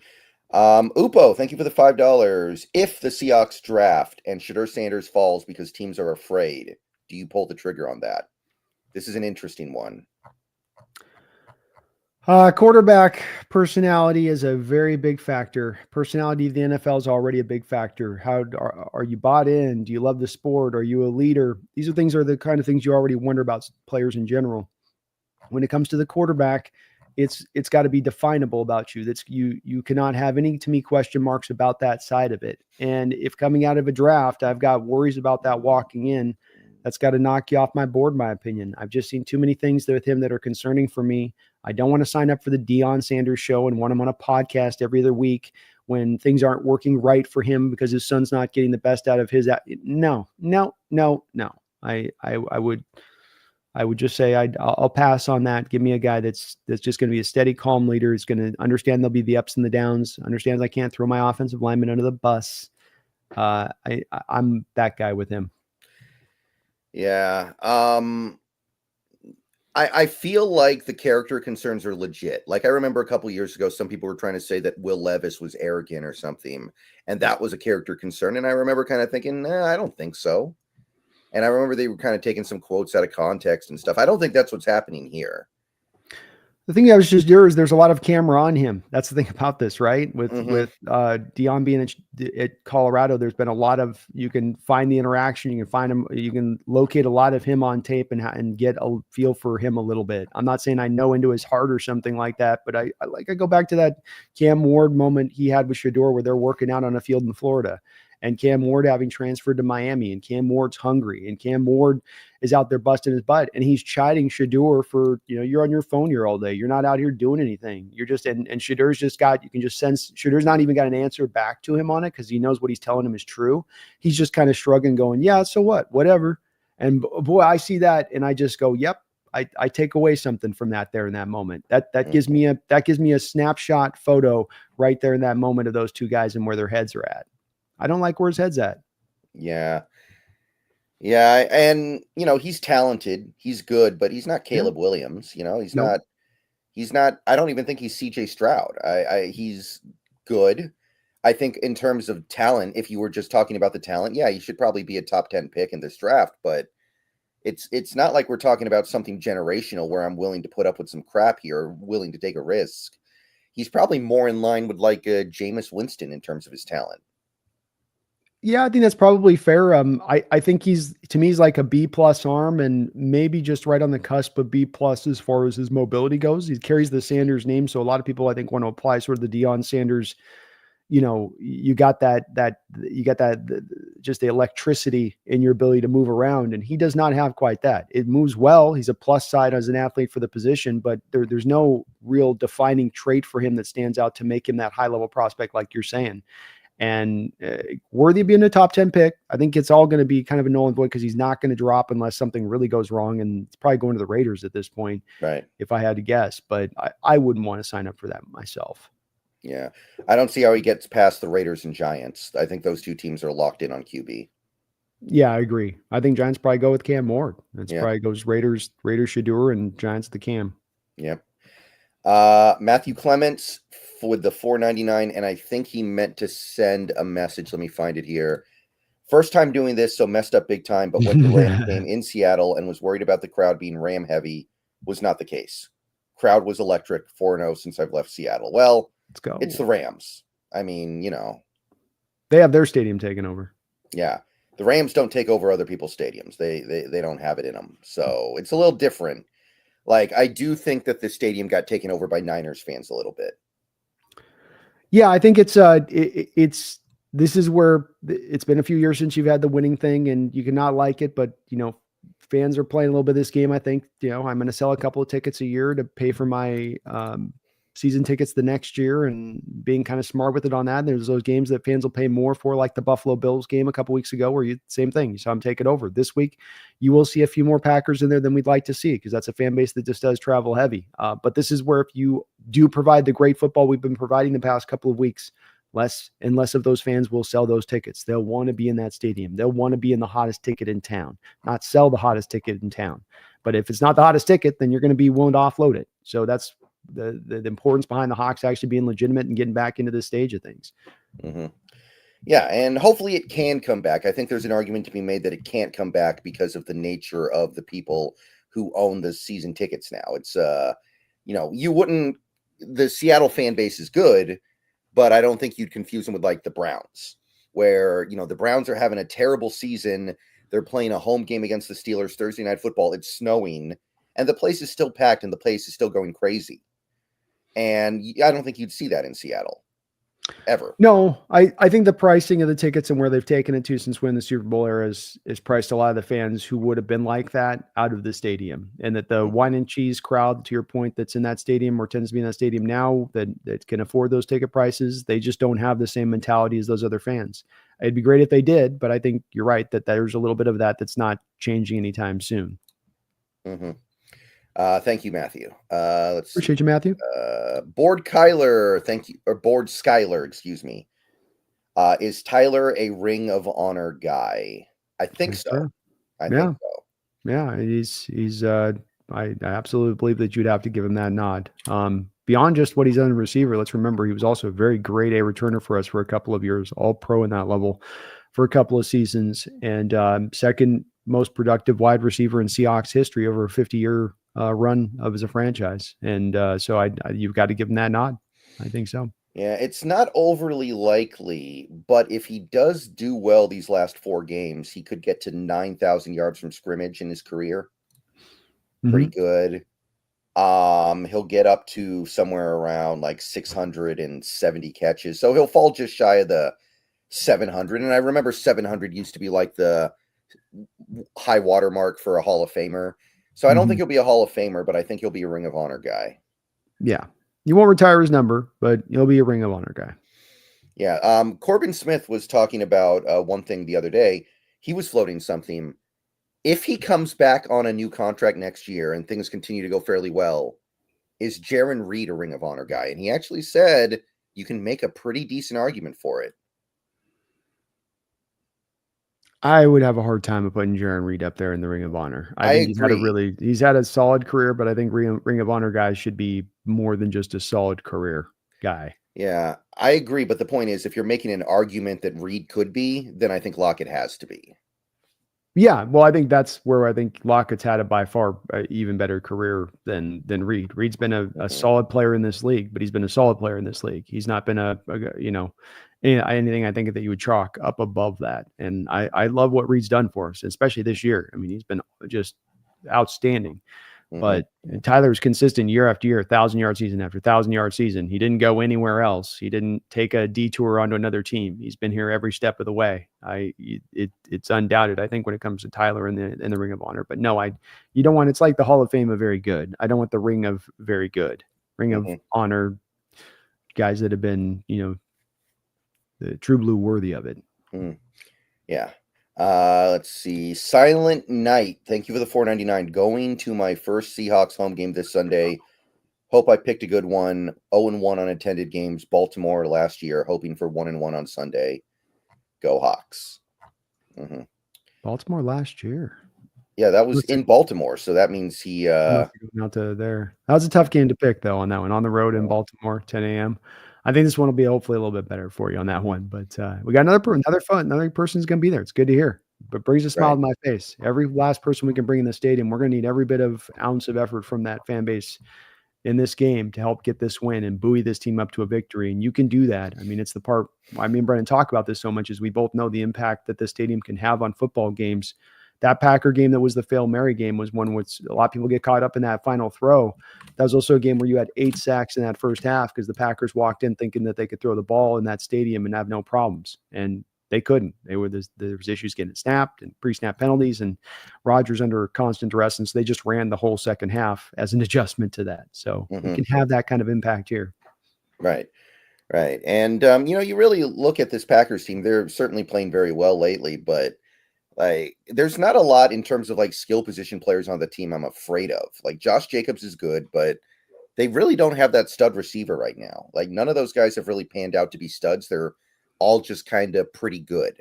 Jaden Reed, Christian Watson, Romeo Dobbs. It's just like, it's okay. Yeah, it's the sort of the Packer way, right? Where they go second, third round receivers, what they look for, and they want to develop the guy and hope that the chemistry between the quarterback and that solid but not great wide receiver can make them great in the production. And they've gone down that road and found it with guys like Greg Jennings and Jordy Nelson in the past. I don't know if you could say, Brendan, and be interested to hear where you stand on it. I don't know if it's been as much of a success story with this current crop that they have running through there. Feels a little bit not like super light, like boy, they're just missing guys. But like you just said, you don't feel like you necessarily have difference makers out there either. Yeah, I don't get the sense any of those guys are difference makers. Like Christian Watson has bad hands. There's Dontavion Wicks, who didn't really turn into much of anything this year. He's been very quiet. I don't know. It's Reed maybe can some get of dropsies too. I'm sorry. Jaden Reed can have some dropsies problems as well too. Oh yeah. And I don't know, maybe Jordan Love isn't as good as we were thinking. I think that's possible as well. Like he's good, but maybe he's not the guy that we were thinking that he was after the playoffs last year. Maybe like he turns it over a lot. And unlike some of these other quarterbacks that turn it over a lot, I don't know if he has the same excuse for it. Like he doesn't have a terrible offensive line that he's playing with. He doesn't have some terrible defense backing him up. No, I think it's very clear on the next stage for him on his development to reach that status if he can reach it. He's a guy that if you script up the play for him, like LaFleur often can, being a really smart offensive mind, he will execute that play. He'll put the throw at the right time in the right spot. He can throw it with velocity. He can make every throw in the book. But when you start to make him think and process and go through reads and have to work off of improvisation, you're going to get more of a mixed bag of results than from him. And we saw with Rodgers and Favre, what helped them take their step in their games was that improvisation, that ability to work off of script. And so this is the key for him, I think, to get into that spot, to being that upper crust quarterback as he's looking to get, to go from merely being good to great. He's a good quarterback. He can beat you by just the designs of things. But that's where the key is as much for our defense in this game, is the forcing him off of that first read, forcing him into process mode. And then that's where you can find him at times troubled. Mm-hmm. All right. So good luck, Silent Night. Have fun out there. Yeah, get it, man. Get it, Silent Night. Dylan Sosa with a fun one, and people have been talking about this a lot lately. $1.99, K9, Mafair Hall, and a second and third for Micah Parsons. Yeah, this has been a buzz lately. Yeah, I'm becoming more buzzed by it as well. We've got the moment of Parsons walking off the field and looking dissatisfied with Dallas, and you've got a soundbite of him talking to Mike McDonald last year. And then when you look at the Cowboys situation, they have only $20 million of cap space moving into the offseason next year, which I think is important because they, number one, look at their team right now. If you're from Jerry Jones's standpoint on this, and you have a lame duck coach, you don't know if you're bringing back McCarthy. If you got to go and bring a new coach in there and you don't have a lot of cap space and you just signed 2 big deals in Dak and CD already, and you're going to sign a Micah deal, you're going, okay, we're ready to compete. We're ready to be a contender this year. And do they look at that as well? They're going to lose Zach Martin this year. Their longtime right guard's going to retire after this year. So that's another part of the stable that's going to be lost. I think there's a very cogent argument to be made that Jones and company look at that situation and say, we've got to turn this around and over a little bit. And I know they've never done this in recent history. There's another part of this, and I'm going to be a little long-winded in my response in this, Brendan, because there's some people that are so very skeptical of this and saying, no, there's just no chance that could from God. But from the Cowboys' point on this, let's first take that part, then add on the second part being that Parsons also looks at the Cowboys' current negotiating tactics with CeeDee Lamb and Dak and other guys in recent history, where they've stretched those negotiations out on those top-end guys to the late into training camp type of period. And maybe he doesn't want to walk through that for a full offseason in addition to this. So you put that all together with, to Dylan's point on this, Brendan, that you could put a very interesting package together for Parsons. I don't think second or third is what we're talking here. I think what you're really looking at here is like a first, K9, and Hall. is what I think you're looking at as far as like more of a true cost. But would I be willing to do that? Well, just going back to what we talked about earlier on this, Brendan, you said on this defense looks set. And I think you're right about that. But then doesn't a part of you also look at that then and say, well, then maybe there's also a potential there if you have the defense set, but can we find other difference makers and flip out a guy who might be really solid for a difference maker at some of the positions here or one of the positions there? And that's the part that might be proving tantalizing to both McDonald and Schneider in this equation for a guy like Parsons. And I could understand why. Yeah. I mean, I'm definitely open to it. I don't want to extend K9 anyway. So if you could trade him for something a little bit more impactful, I think that's good. I don't think you can extend K9, especially now he's having another injury. I think that you kind of have to just accept that, running back's going to running back. And obviously the edge player that you trade would get replaced by Parsons. You're not really losing anything in terms of future cap because the money you would have spent to extend K9 and Hall is going to be taken up by Parsons. So it's going to be about equivalent. And remember, you're not going to have in your scenario the first round pick money you're going to have to spend on first round pick X. So it kind of does work out. I do wonder if McDonald, I wonder how he feels about a guy like Parsons who is undersized and can't really set the edge and sucks against the run. I do wonder if McDonald would look at that and go, I don't know if I want to deal with that, because it's a problem. Like, it is a problem with Parsons, him not being able to set the edge against the run. Don't you think with McDonald in the background of utilizing players for what they do best would lean back more into that background of Parsons of being able to operate at times from an inside linebacker position and some of the looks that he provides? Oh, absolutely. But the Cowboys do that too. They just move him to edge in certain situations, and they've kept him out at edge the last couple of years. There's been more of a transference going on there where it's more, we're going to keep him out off of the edge and we're going to take away those kind of linebackery snaps. So would you then not pay Ernest Jones and just get the comp pick for him in this scenario, you think? I would see if this is certainly something you need to sign off of Mike McDonald for, but I would have suspicions that Mike McDonald would look at a guy like Parsons like a weapon piece that he could use all over the place rather than an edge that's got to be played purely as an edge. So I think you'd see that guy standing up. I mean, look at how he's used Mafe at times as a stand-up spinner role from over the B gap. I think you would see Parsons all over the place, and that's how he would view that guy as that kind of player. And Parsons, with the background of legitimately playing inside linebacker position, means that when you want to use this guy into other ways, he's got fluidity and comfortability in doing that in his past. You're not asking a guy that's a SEAL to suddenly walk on land and go run. He'll know what he's doing. And so I think that could prove a bit tantalizing. You're mainly going to be using him off the edge, but I think that there's some, to your question on this, you can protect a little bit of some of the run defense woes there, / keep the rotation strong and have maybe an early down power edge guy that you have as your early down guy, and then you mix him in there. But I think that there's some ways to get around this a little bit as far as the run defense woes go. Mm-hmm. I mean, that would definitely be the stud pass rusher, like the superstar pass rusher we haven't had in a while here. Like arguably, when was the last time we had like a hyper elite pass rusher? Patrick Kearney? I was going to say it's probably Patrick Kearney is the guy that you'd have to go back to find a guy that would be at this level of ability to create pressure. And the year that he had for us, I think it was a 1 year off thing that he basically had at that level, but that's as far back. And that's one of the reasons why I'm kind of in favor of this potential move. This is a position a little bit like an equivalency to Leonard Williams, where finding these kind of guys is very hard. There's not that many of them in the league. He's not necessarily to where an all-around player as far as Myles Garrett or TJ Watt is and what they can do all the way around in that, but he's close enough. And I just think as hard as it is to find that guy, as unlikely it is to find this kind of guy later in the draft or is that diamond in the rough, you're going to tend to have to pay very high prices for this guy. Also comboed up, Brendan, with this, because some people with Mafe and all, and I do like Mafe more than Hall, but I haven't felt Hall taking that big step forward. He's been solid this year. He's not been bad. And these guys who still upside that's probably unrealized here to tap into, which is part of what would be, from the Cowboys perspective, why they'd like him as part of the package. But I also don't see that guy that's checking those kind of boxes.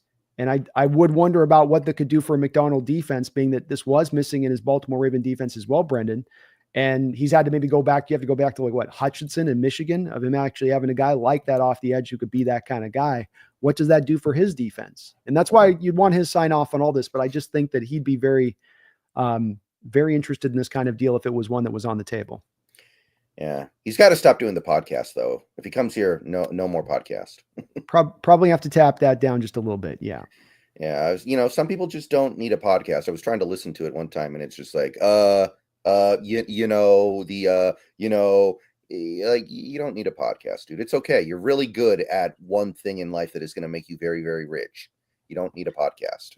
Well, and I'd say just wait till your career's over where you can concentrate on it fully and get good at it. It's hard to be good at multiple things at once, especially with all that is required of you as an NFL player. So, give yourself a chance down the road on that and then do it. Yeah. It's I don't know. I know everybody's making a podcast now. I know that's kind of the meme, but like some people don't need it. Like I'd rather listen to Talk Tua. Well, it's where it's going, man. This is the new nature of the beast. Mm-hmm. New holiest hand grenade. Thank you for the $2. We should do it to piss off Skip Bayless. Hey, any move to piss off Skip, I'm in favor of. I agree with that. Mm-hmm. Yeah, so it's definitely a fun thought, and I mean, I like it. I like the idea. These are the kinds of trades that you make. These are the kinds of things that you try to will into existence, getting the true superstar that under normal circumstances would never be available. Like a player this good should never be available, but the Cowboys are so incompetent, it may end up happening. You touched on a really good point with that, Brendan. And let's remember with John Schneider that he comes from where? The Green Bay Packer organization. And what did the Green Bay Packer organization do in the early 90s with a very solid football team and a young head coach in Mike Holmgren that was guiding them right with a young quarterback in Brett Favre who looked like the next budding superstar in the league? They took that team over the top. And how did they do so? By signing the biggest free agent that was out there on the market in Reggie White, a move that you would not see a Green Bay teammate typically make year after year. And that this is what could prove to pull John into making this kind of move. Mm-hmm. All right. So I believe that's everything. So let's go ahead and talk a little bit about these Green Bay Packers coming up here. We talked about them a little bit in all those donos, but they're playing really good football. They've scored 30 plus points in 3 straight games. The defense is, I think, top 10, and the offense is top 10 on the season. And this is a team that had to survive that early season Jordan Love injury with Malik Willis, and they found a way to do it. So not that it really matters now because the way they play is totally different, but point is that's a well-coached team that has found a way to survive what a lot of teams would not have been able to survive. For sure. And with Love, he got himself back to rolling pretty good, and then he had a groin injury here recent weeks, and so it's dipped back down some of that mobility, which is part of why I think his performance has not been as maybe sparkling quite as some of us had thought coming into this year. But while they don't have difference makers on an offense, Brendan, they have a stable of a lot of solid guys. And Watson, you mentioned about the hands, which are noteworthy. I don't know how many he's probably leads the league in probably the last 3 years of winning over the top on 9 routes and dropping 9 route balls that are perfectly dropped into the bucket of his hands. I've seen at least like 5 of them, just brutal drops where you're like, my guy, help your quarterback out a little bit here. But they are solid. And with LaFleur, he doesn't let you really kind of pin in on one thing that they do. And we've got to really talk about Josh Jacobs and what he's allowed that offense to do as far as create that balance that just makes those solid guys on the outside even that much harder to deal with, and that much inability you have to really pinpoint on what the offense is doing, even that tougher because of how well he's run for them. Oh, you're muted. Okay, there we go. I didn't like the signing either. I rarely like it when a team gives that big second contract to a running back, but they needed it, and it's worked out perfectly for him. And I'm surprised. Not that he's I'm having allergy issues today. Yeah, sorry, my bad. Mm-hmm. Yeah, a lot of that going around, I think. Yeah. Mm-hmm. But yeah, that offense. I will say this: they don't have one stud receiver, but they do spread it around really well. Maybe more than any other team in the league right now. They've got like 4 or 5 guys they spread the ball around to in the passing game, and it works really good. I think it's a testament to how good LaFleur is. And I think Jacobs is running like a top 3, top 4 back in this league still this year. And his ability to be, it's not necessarily they're opening up huge holes for him. It's like we saw a couple of years ago when he walked in with the Raiders, I believe it was, and they beat us at home. And it was really him, largely it was doing it to us. Mm-hmm. He's just so hard to tackle. He grinds those runs out. He finishes runs. He's got great vision and great bounce. You can have the first hole closed up and he's got that great bounce jump cut thing that he can do where he just bounds into the next hole right across him. And if he just gets a little crack, he'll get his way through it. He is really the toughest kind of back because it's not home run or nothing. He is the 3 yards in a cloud of dust, but it's going to be more like it's 4.5 yards in a cloud of dust. And that's where we're in this game before we get to Love, I think, and even the playmakers on the outside, it's about stopping him. Yeah. And it is worth noting that while the run defense has been much improved, the Cardinals did have a decent amount of success on the ground. Connor had a bounce back game after we really beat him up 2 weeks ago. So it's not bulletproof. It's not bulletproof at all. And I do wonder if this game could be another kind of back to reality game for the run defense that had been ridiculously good for an extended period of time.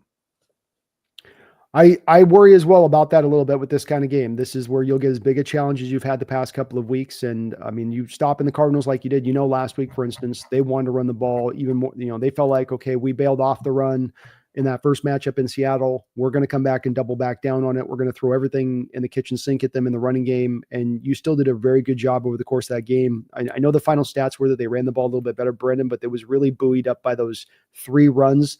All 3 backs had like one kind of long run. And you remove those 3 kind of long runs, and just what you did consistently over the day is you stopped the run. You gave very little to be had. But it's important to this because, number one, I think Jacobs is the guy that can beat you almost all on his own, regardless of whatever Love or the rest of the receivers do. As we saw a couple of years ago with him in that Raiders attack when they came in, as you had, I think, Carr, him, and Devontae Adams. That was all that they basically had, and that was enough to get the job done against us on that day. And so I worry about it on that front, but also because that then could allow the Packers to get into more of those 3rd and 3s and 3rd and 4s. And a big part of what I think it's allowed Mike McDonald's defense to take root and form here is to getting these teams into those 3rd and 8s, 3rd and 9s, and then he can really unleash his packages. And then we get back to how do you get Love into a problematic state? You get him off the first read. You get him confused. You get him processing post-snap as opposed to he's been given a game plan prior to the snap about what to do. As soon as he gets to post-snap, it plays out just the way the coach told him it was going to play out, and he can go make that completion. And so one leads to the other here, which leads to the other. But if you allow them to be in the 3rd and 3s and the 3rd and 4s, you just can't run as much of those stack fronts. You got to play it more true and more real. And at times, 3-4 looks in there to stop the run. And it just takes some of that creativity out of it. So one to the other to me on this one. And it first goes with that running game. Yeah. Do you think part of the reason why Arizona did have a little bit of success running the ball this last week was maybe the Kyler Murray factor, where you're always afraid of him taking off with the ball? Because the Packers, they don't really have that with Love. He's been pretty much a non-factor running the ball this year. So maybe that's something that liberates them a little bit. A little bit. Yeah, I'd say a little bit. I think it was just that those particular 3 runs mainly allowed you to get gashed, and that you played up well aside from that. It's just on the ones you got gashed, you gave up a little bit more extra ground than you would have liked, rather than keeping it cleaned up there on those runs. But it certainly could have been a little bit of that. You're worried about the read option side of it, because the Cardinals do run the gap stuff a lot, but it's gap to the read option, and they sort of live in that 2 parts as their running game. Yeah, because Love, I think even less than usual, he's been running even less than usual this year, probably because he got hurt and he's trying to protect himself a little bit. So there's has it been 2? So he's got the knee injury he had happen. I was just talking to a Packer insider today, so this is why I know this. And he was saying that, and he also had the groin injury pop up in recent weeks too. So just as he was getting over the knee, bam, here comes the groin. So he's going to be kind of a statue back there. You think that changes the game a little bit, at least. Like you say, it does remove the read option aspect, so they can't lean on that, or you don't have to worry about him keeping it on that side if they're going to run that. And that does limit them down just a little bit there. I think, too, this is not a run blocking line in the Cardinals that are in the Packers that might not even be as good as the Cardinals have been this year at opening up pure holes. Jacobs is a better back than Connor, but that might be a better run blocking line from the Cardinals than the Packers. Yeah, I think I agree with that. That Cardinals offensive line is pretty legit. I know that we've done well against them in 2 games now, but that's a good offensive line. And you look at Green Bay, they've got, remember the space cadet himself, Rasheed Walker, starting at left tackle. I cannot believe he's actually starting in this league. The humper. Remember him? Yeah. Oh yeah. He's the bad. He's the college hump guy. he liked to pancake his opponent and then he'd hump him after he pancaked him. Yeah, Josh Myers, I think, has been one of the worst centers in football this year. He's not panned out the way they were hoping. Morgan's on IR. Yeah, I mean, Zach Tom is their only good offensive lineman, really, when you break it down, I think. And he's nice. He's really good. He's a fun player. He plays all over the place, but it's really not the offensive line that I thought they were going to have going into this year. No, I don't think it's quite rounded to where they are. And I think they were very hopeful of Morgan being a guy that was going to slide in there and be an instant starter for them. I think losing him to the IR was a big blow. Definitely. The Real Cheese, thank you for the $10. Since we're talking about pipe dreams like Parsons, what about Garrett? Browns are pricing themselves out of their players. Is he a guy they don't get rid of at all costs, or could he hit the market? I think they extended him not that long ago. Yeah, I think Brennan's just tapped on the important part of this puzzle is that you have Parsons, who's going to be a free agent, and in Myles Garrett, you have a guy that, is still sitting on a lot of bonus money right now. So he just signed. Well, you could maybe make it work here, Brennan. They're sitting on the remaining portion of the bonus money that's not option bonus money, is about $35 million or so left. So, they could theoretically get it done from that. The thing with Myles that has me a little hesitant is I'm hearing that he's going to need to get surgery on both of his feet this offseason. Mm-hmm. So where's that put him at from a health standpoint? What's the long-term health of that with having these surgeries on these feet? Is that something he's going to fully recover from? But I'm open to doing it from the same perspective because it's an equivalency type situation by and large at the end of the day, being that you're looking at Parsons and a Garrett of guys that it's not that you're able to get them because they're not good or they're not still very great difference makers. You're getting them because of the ineptitude of the two organizations that they are currently playing upon and the situation that they've put themselves into in order to be able to go get this guy. It's more market opportunity than it is getting a fading star. Yeah, I feel like Garrett's a kind of guy that you just keep no matter what if you're the Browns because he gives your team a certain level of gravitas no matter what. I feel like. Gosh, I mean, they got to start at some point. And regardless trading at Tuss on this, I like this discussion. I feel like, don't you feel like from their standpoint, they've got to make that ball call that teams like New Orleans and the Dallas Cowboys are refusing to do on a yearly basis, where you've kept re-upping yourself into the Deshaun Watson contract. Unfortunately, you've kept doubling and tripling down into that contract in the long term, and that you're going to have to kind of cut this thing away at some point or another and pull this thing down and reset this. Otherwise, you're holding yourself into perpetuity and being in this place. What does Parsons do in providing to your defense? He's going to help get your defense to just a manageable enough state to get yourself to 7-8 wins a year, 6-7 wins a year with whatever you can kind of carve out with Stefanski offensively. And where does that get you in the long term? I think you got to, I mean, are they going to contend with Garrett in the next 2 to 3 years, Brendan? Yeah, probably not. But I just feel like that's going to be a situation where they just go, look, we just want to have our superstar player. I feel like there are certain players you do that for where teams just kind of go like, look, he's our guy. He's our guy and nothing's ever going to change that. It's like Joe Thomas with the Browns, like Joe Thomas, they had opportunities to move him and they were like, no, this is our guy. And we're just going to go down with the ship with him. And I kind of feel like Garrett's that guy in a way that Parsons is not. I think somebody could say from the outside, that's why you organizationally will never win Super Bowls. Absolutely. But I mean, I think we all know the Browns are not a picture of organizational health. Anyway, I think everything you're saying is right. I think everything you're saying is very likely to be what their mindset is on it. I would say that they regardless of them moving to us, I think them coming into this offseason and taking that approach once again would be asinine and dumb, and that they should be looking at the forefront of this of how they can start to roll this around, especially in that division, which is insane. Maybe part of the problem is because Watson's contract is fully guaranteed. They know there's nothing they can do to flush that. So maybe the mentality is let's just keep desperately trying to be decent while we have him, because it's not like we can do the Russell Wilson thing with him. We can't just kick him out and pay him a bunch of money and roll over. Maybe they're just thinking like, hey, we're stuck. May as well keep desperately flailing around until we find on something that works. Like, I kind of feel like that's what's going on there too. So my thing is that I think that that's certainly been part of their mentality up into this point, and evidence of that is the fact that they've readjusted the Watson contract a couple of times since signing it. Right, that's evidence of the fact that they're trying to maximize more cap out to try to get more guys in that can fit, that can make it work. Okay, so I get that, but there's got to run a point on that where you go, okay, this isn't working, because not only is Deshaun Watson merely not being a good quarterback, he's not merely being a bad quarterback. He's playing like a league worst quarterback when he's playing out there for you. Mm-hmm. It's where it's Jameis Winston looks like a major upgrade over the top of him. And at that point, you got to call it for what it is. This ain't turning back around, and the pumpkin ain't going, it ain't going to turn around tomorrow. It is what it is at this point. And you have to acknowledge that from the Browns' perspective. And you've given it a couple of years, and there's got to be a breaking point on this where you go, okay, we can't do anything out of it. You're right about knocking out from the contract, but setting the stage for 2026, setting the stage for 2027 in acknowledgement of we don't have a chance here. What chance do we have even within our own division? Say, have nothing of the AFC right now with the way that this is structured up. We're not that dynamic as far as receivers goes. David Njoku's okay. Our offensive line has regressed this year from where it's been in recent years' history. Nick Chubb's got a knee that's barely hanging on for life on his side of it. Myles Garrett and Denzel are nice on that side of it, but we move Zadarius Smith. We don't have another edge rusher opposite of him.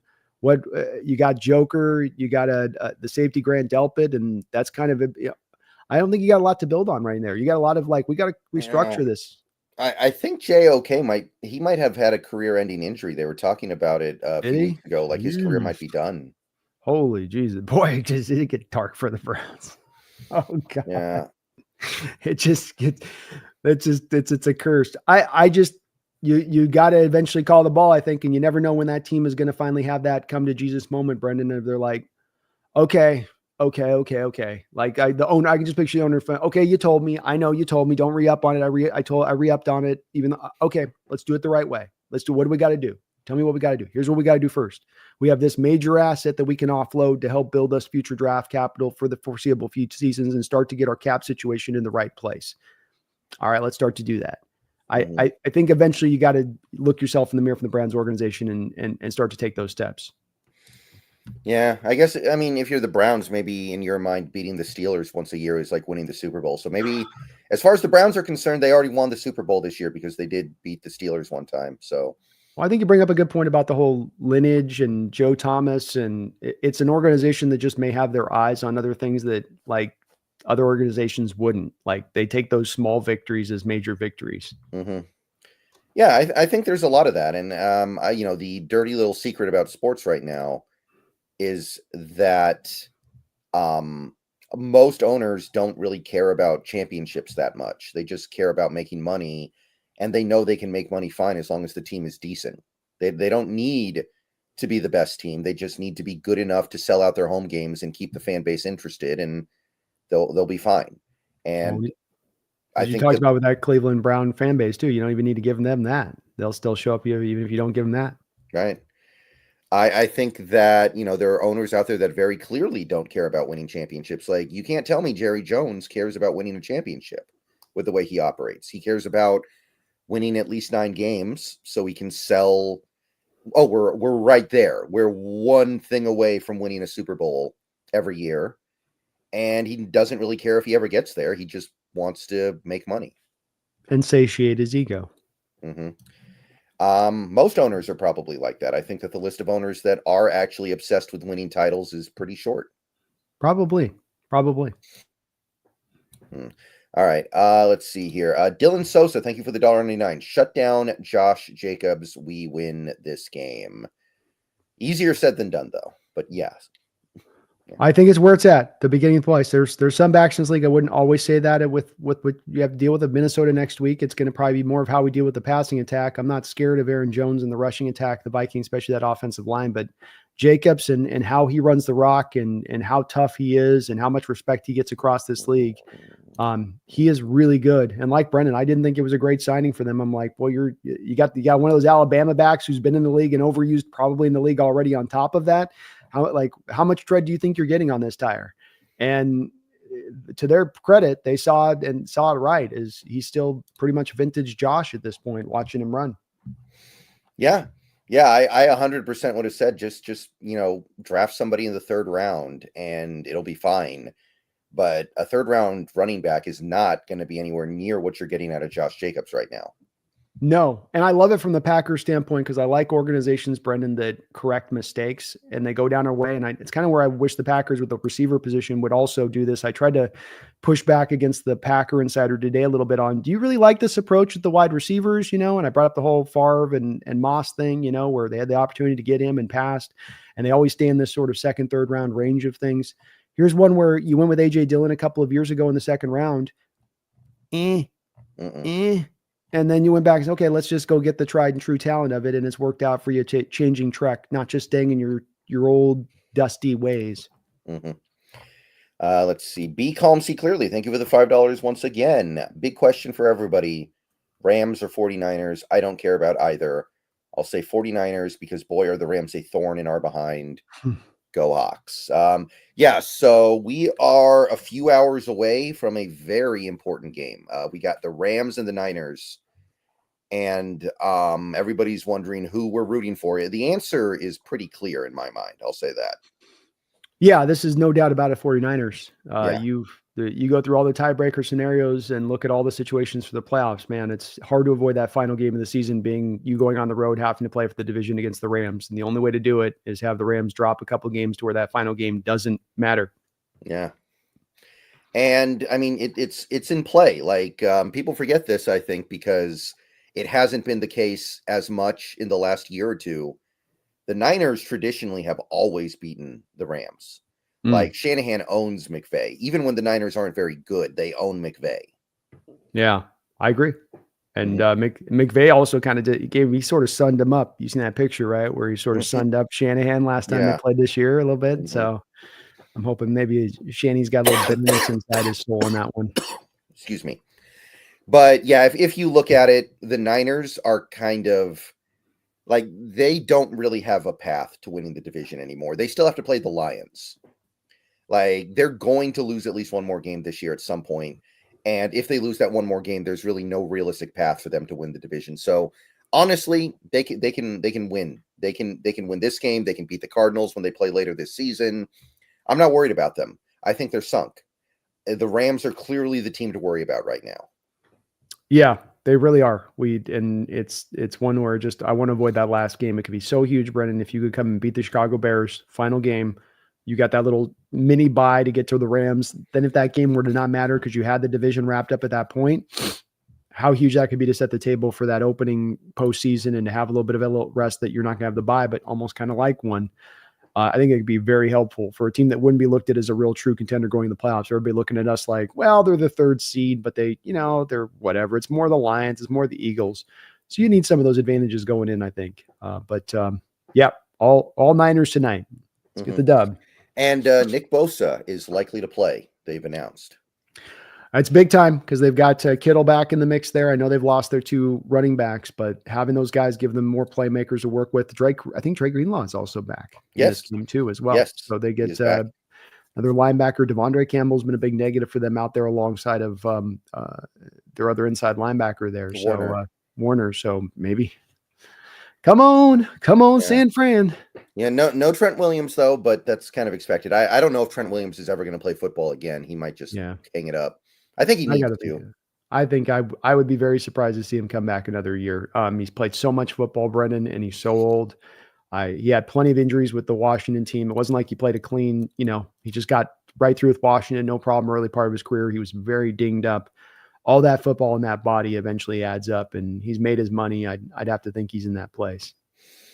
Yeah, and if there's ever a moment where Debo needs to do something big after the week he's had on social media, it would be this week. Debo, if you I mean, he's getting his money next year no matter what because of the way the Niners had to do that contract. But if you want to stick around as a relevant NFL player, now is the time where you need to do something, buddy. He's definitely not been the same player since he signed that contract. I think some of it has to do with Shanahan's penchant for overworking guys. He did it with Debo, in my opinion, when they went through that playoff run a couple of years ago. And he certainly did it with McCaffrey. The second that they got McCaffrey, it was like 24/7 Christian time. Mm-hmm. And I think that he does that. He just does not have a way to balance things out. He gets too caught up with certain guys. And that's part of it. Certainly, you could maybe make the argument Debo's maybe not quite as hungry as he once was, and probably got a little fat and happy. I mean, he's got a little pooch, Brendan. You know what I mean? Like he's got a little baby pooch coming out. So but some of it's also the fact that I think Shanahan just, the guy's a receiver. He used him like a running back for a good long period of time there, especially in the playoffs where everything's like extra mileage when you're putting it on there. Right. But with the week he's had, now is the time he needs to do something on the field to distract from all that. Amen. Throwing Brock Purdy under the bus and all that. And maybe Shanahan too, a little bit. Yeah. I'm open. I'm out here. Yeah, they just ain't throwing it. He's not open. He's not open. I've looked. Struggling to separate. Mm-hmm. Noah, thank you for the $5 euros, pounds. I'm not sure. I think that's euros. Euros. What about Crosby? Trade rumors before deadline, trash franchise, etc. Relentless motor and locker room guy, fairly healthy. I'm pretty into the Max Crosby idea. That's not bad at all. I think Crosby's in the same kind of place that we're talking about at Parsons or your Garrett's, and the guys, there'll be people that like the other guys more and go, this guy's, they're all in kind of this area. I think, they're dancing in an area where they're difference makers for the position. They're hard to find. There's very few of them in the sport. Crosby is that kind of guy and has proven to be that. Raiders are another organization, I think, like it's kind of these organizations all have this in common, don't they, Brendan, where Browns, Cowboys, Raiders, having all three of these guys, I'm not saying they're going to do it, but you could make a very cogent argument to these franchises that it's in their best interest to move all three of these guys this offseason. That for the long term of their franchise, it would be the best move to be made.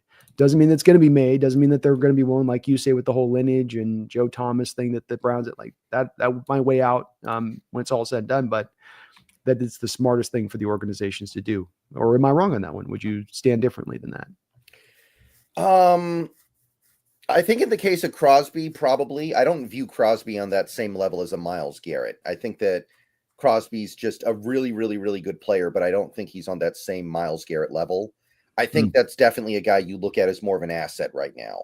Whereas somebody like a Garrett, you might just go, this is our guy. And there's nothing else that can be said about it. But I wonder if you could spin up a similar trade for Crosby, if you could go K9, Hall, and then the pick. I don't see why you couldn't. It would certainly be, again, smart, I think, from the Raiders' perspective for where they stand as an organization, number one. Number two, it's you hit two needs for them. They could use edge help at that point coming in, and they could use running back help coming in. And I think I could see them seeing the intelligence behind doing it from that perspective. I'd be completely open to it, Noah. Excuse me. Sorry, my cough flaring up a little bit there. Let's see here. So, Dogzilla, thank you for the $2. Who are the best centers in the NFL? Creed Humphrey, Frank Ragnow. Yeah, Creed Humphrey, Frank Ragnow. Who else? Is there anybody else that you'd single out? Let me think here for a second. Give me a sec here. There really feels like there aren't that many compared to the typical. Like, feels like usually is Tippmann in New York playing well yet? I remember really liking him in the draft, but I don't know if he's gotten there yet. He's solid. I think you're right on your take on this. It's what you have is you have guys that are solid, but you wouldn't put them up into, I think, the special range like you would with a Ragnow and Creed. I think that they're kind of on a cut above. There's Eric McCoy. There's Tyler Linderbaum is rounding in a pretty solid player for the Ravens, is their former first round pick that we both liked a ton coming out.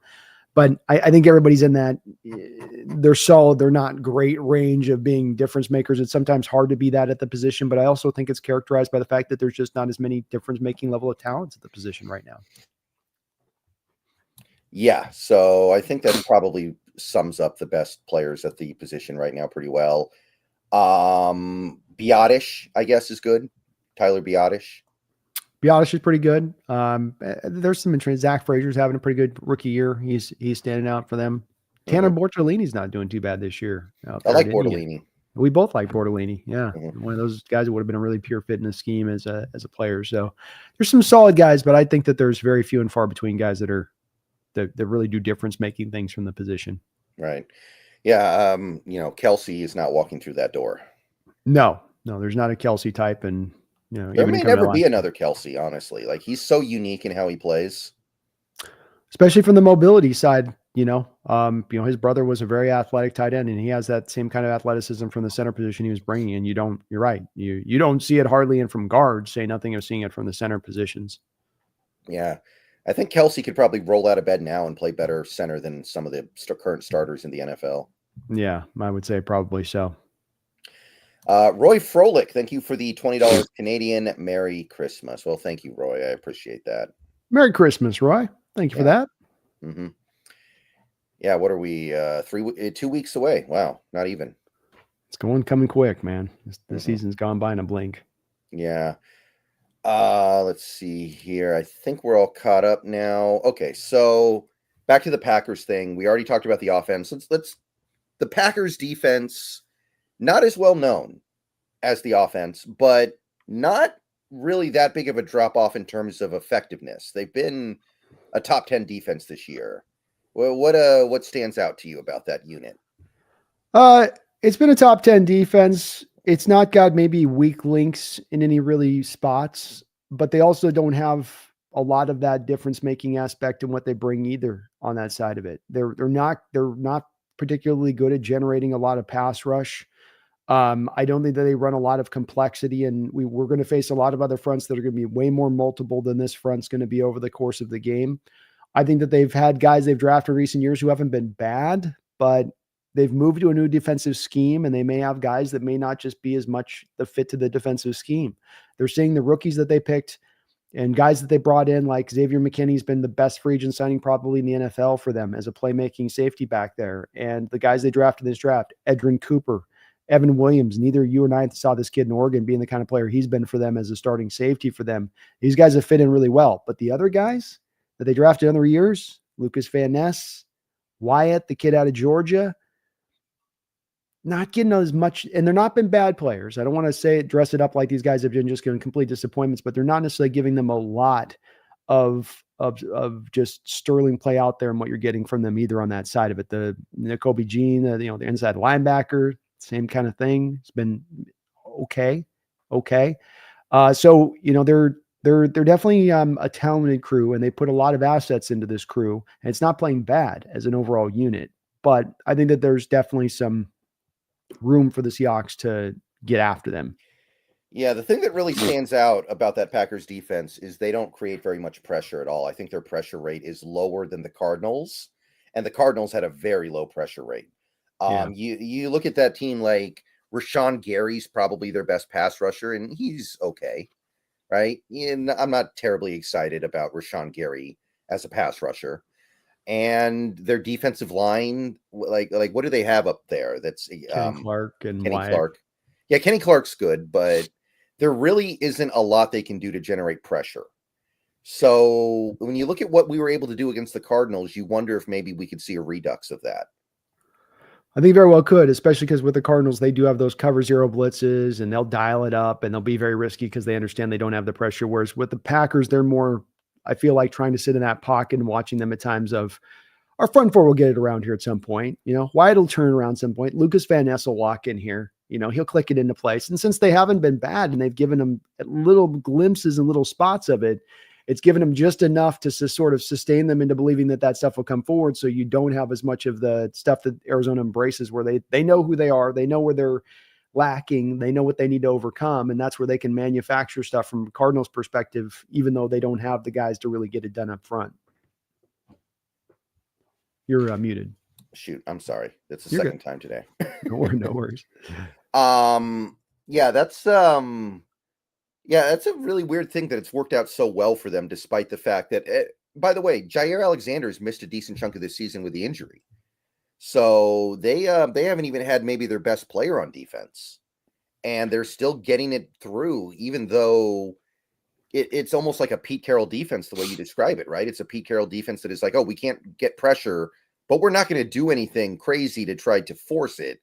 We're just going to live with the fact that we can't get pressure. And somehow it's working. I look at it too. I think that the offensive challenges that they've had this year, or the defensive challenges that they have when you go through it. The Eagles game in the opening season, you give up 34 points to the Eagles. That's a good offense. Colts, not a good offense. You hold them to 10 points. Titans, not a good offense. You hold them to 14 points.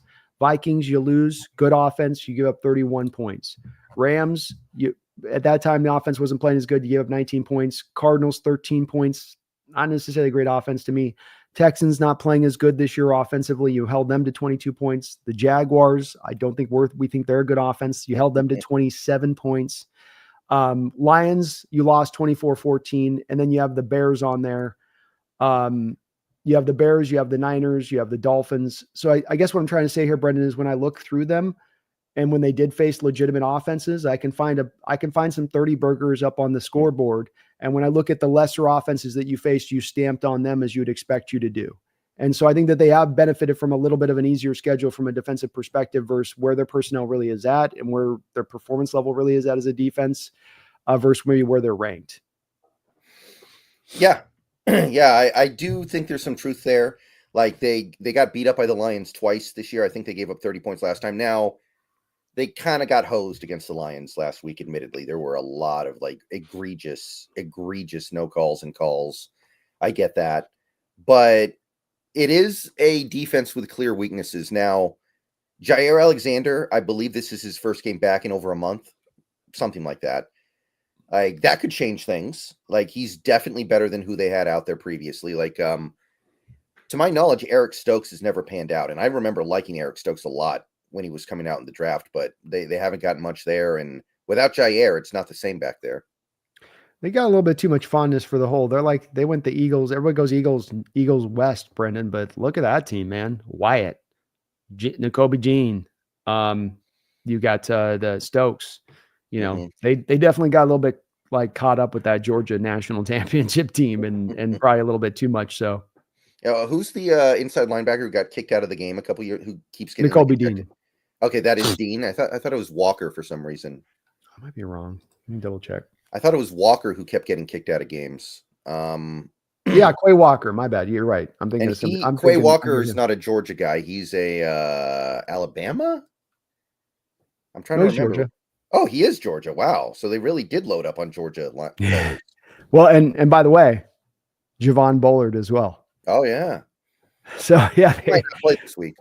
No, he's probably not gonna play this week. But they went heavy, man. They went heavy on Georgia out there in Green Bay.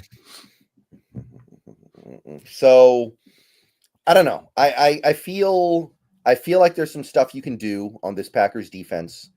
How do they do against the run? Because I know everybody's going to be really eager to test out our new running game, which finally found success really for maybe the first time this year on the Green Bay Packers after doing so well last week. How do you think they'll hold up? I mean, they've been pretty good against the run. They've had some chances this year to really be able to, I think, play with the lead at times, which has helped them. They've not been a dominant team, but it's that top 10 state of things. But there's a good amount of games where they got up on teams and the run game just got completely removed from those teams, and it was game over. You know, they basically just had to deal with the passing attack at that point when they went on. But, you know, they're going to play fundamentally sound. You're not going to necessarily be able to, I think, gash them. I don't think there's going to be a 50-yarder to be found like we did this last week. But you spread them out again and you get them into that place where you force down. You want to bring a safety down the box. You don't stay in the cover 2 shell. Do you really trust Jair Alexander to be able to trail DK for a whole game and then maintain one-on-one out there where you don't have to give the safety help and you can bring down the safety in the box and help out on some of that stuff? So we'll see how that adjustment goes from the Packers, but I don't think that there's any easy answers to that. And that's why I think that gap scheme is something that you can really build upon going forward. When it comes to the zone stuff and the failures there, Brendan, that was as much because you couldn't push guys off the line of scrimmage. I can't get this guy to move a yard backwards. I'm giving up penetration into the backfield. And with this gap scheme, a lot of it's just about getting a numbers game to the side of the field as it is about pushing guys off the line of scrimmage. And it's one of the beautiful inherent parts of this offense is it's not with the spread scheme always based upon in the run game, just driving guys off the line of scrimmage. It's sometimes getting guys into space and getting guys, getting an alleyway, pinned and how you set it up and just the block being held for just a half a second. It's all we need you to hold it there. Just hold it for a half second before the guy gets past your shoulder. And that's what this gap scheme really can live on. And I think why you can continue to build on as we go forward. Do you think there will be a significant change in the way this game goes if we have K9 versus we don't have K9? Because that's still up in the air. No, I think you'd go back and still lean back into this stuff. You were doing the gap stuff with K9 with New York the prior week too. So I think this is just an adjustment Grubb has made that he sees is going to benefit both of the backs. Okay.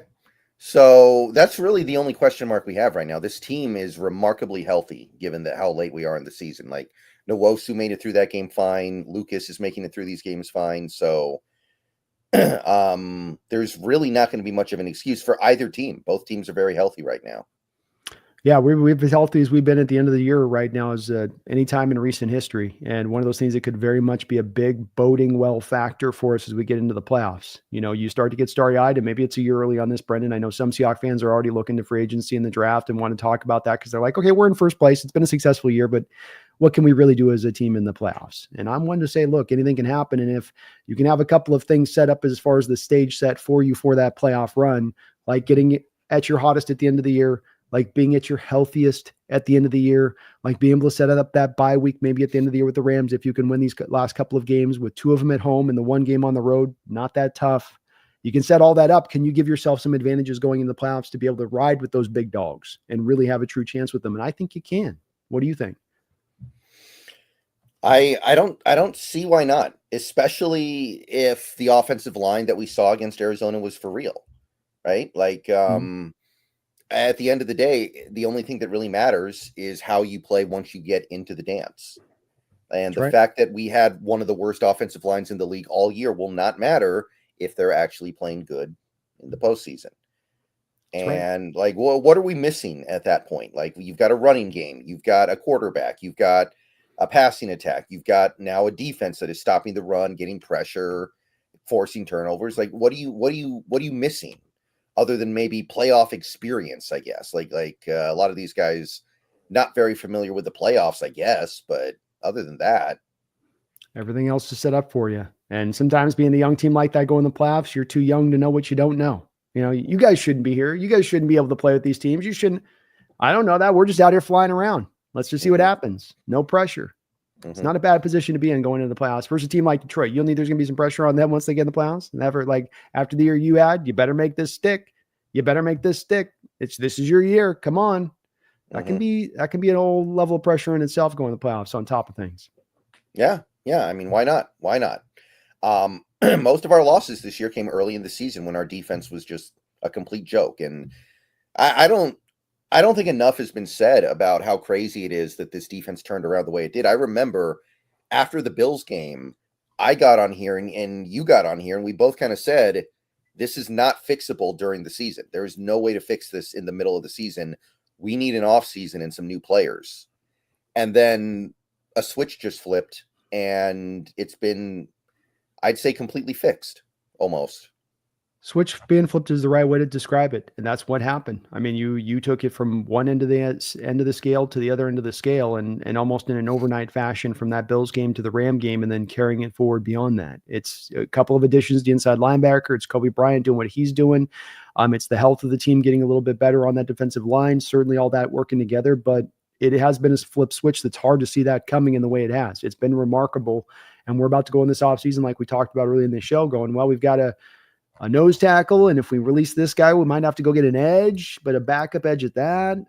Everything else is going to be kind of set. And that's a pretty crazy place to be in considering where we were. And we're starting to see the same thing from the line. You just talked about a second ago with Lucas. Okay, suddenly he's maybe at full health and ready to go through a full offseason of just training and not rehabbing. And Sato Lamea is set up for there. And we'll see with Olatimi, like maybe he's not the answer, but you at least feel like, okay, we've got a guy that's steady there at center. If we got to go find another guy to compete with him and then left guard, and you start to be able to really laser lock in on what you want to address this offseason. Yeah. And it's very doable. It looks and I maybe wouldn't have said that 2 months ago.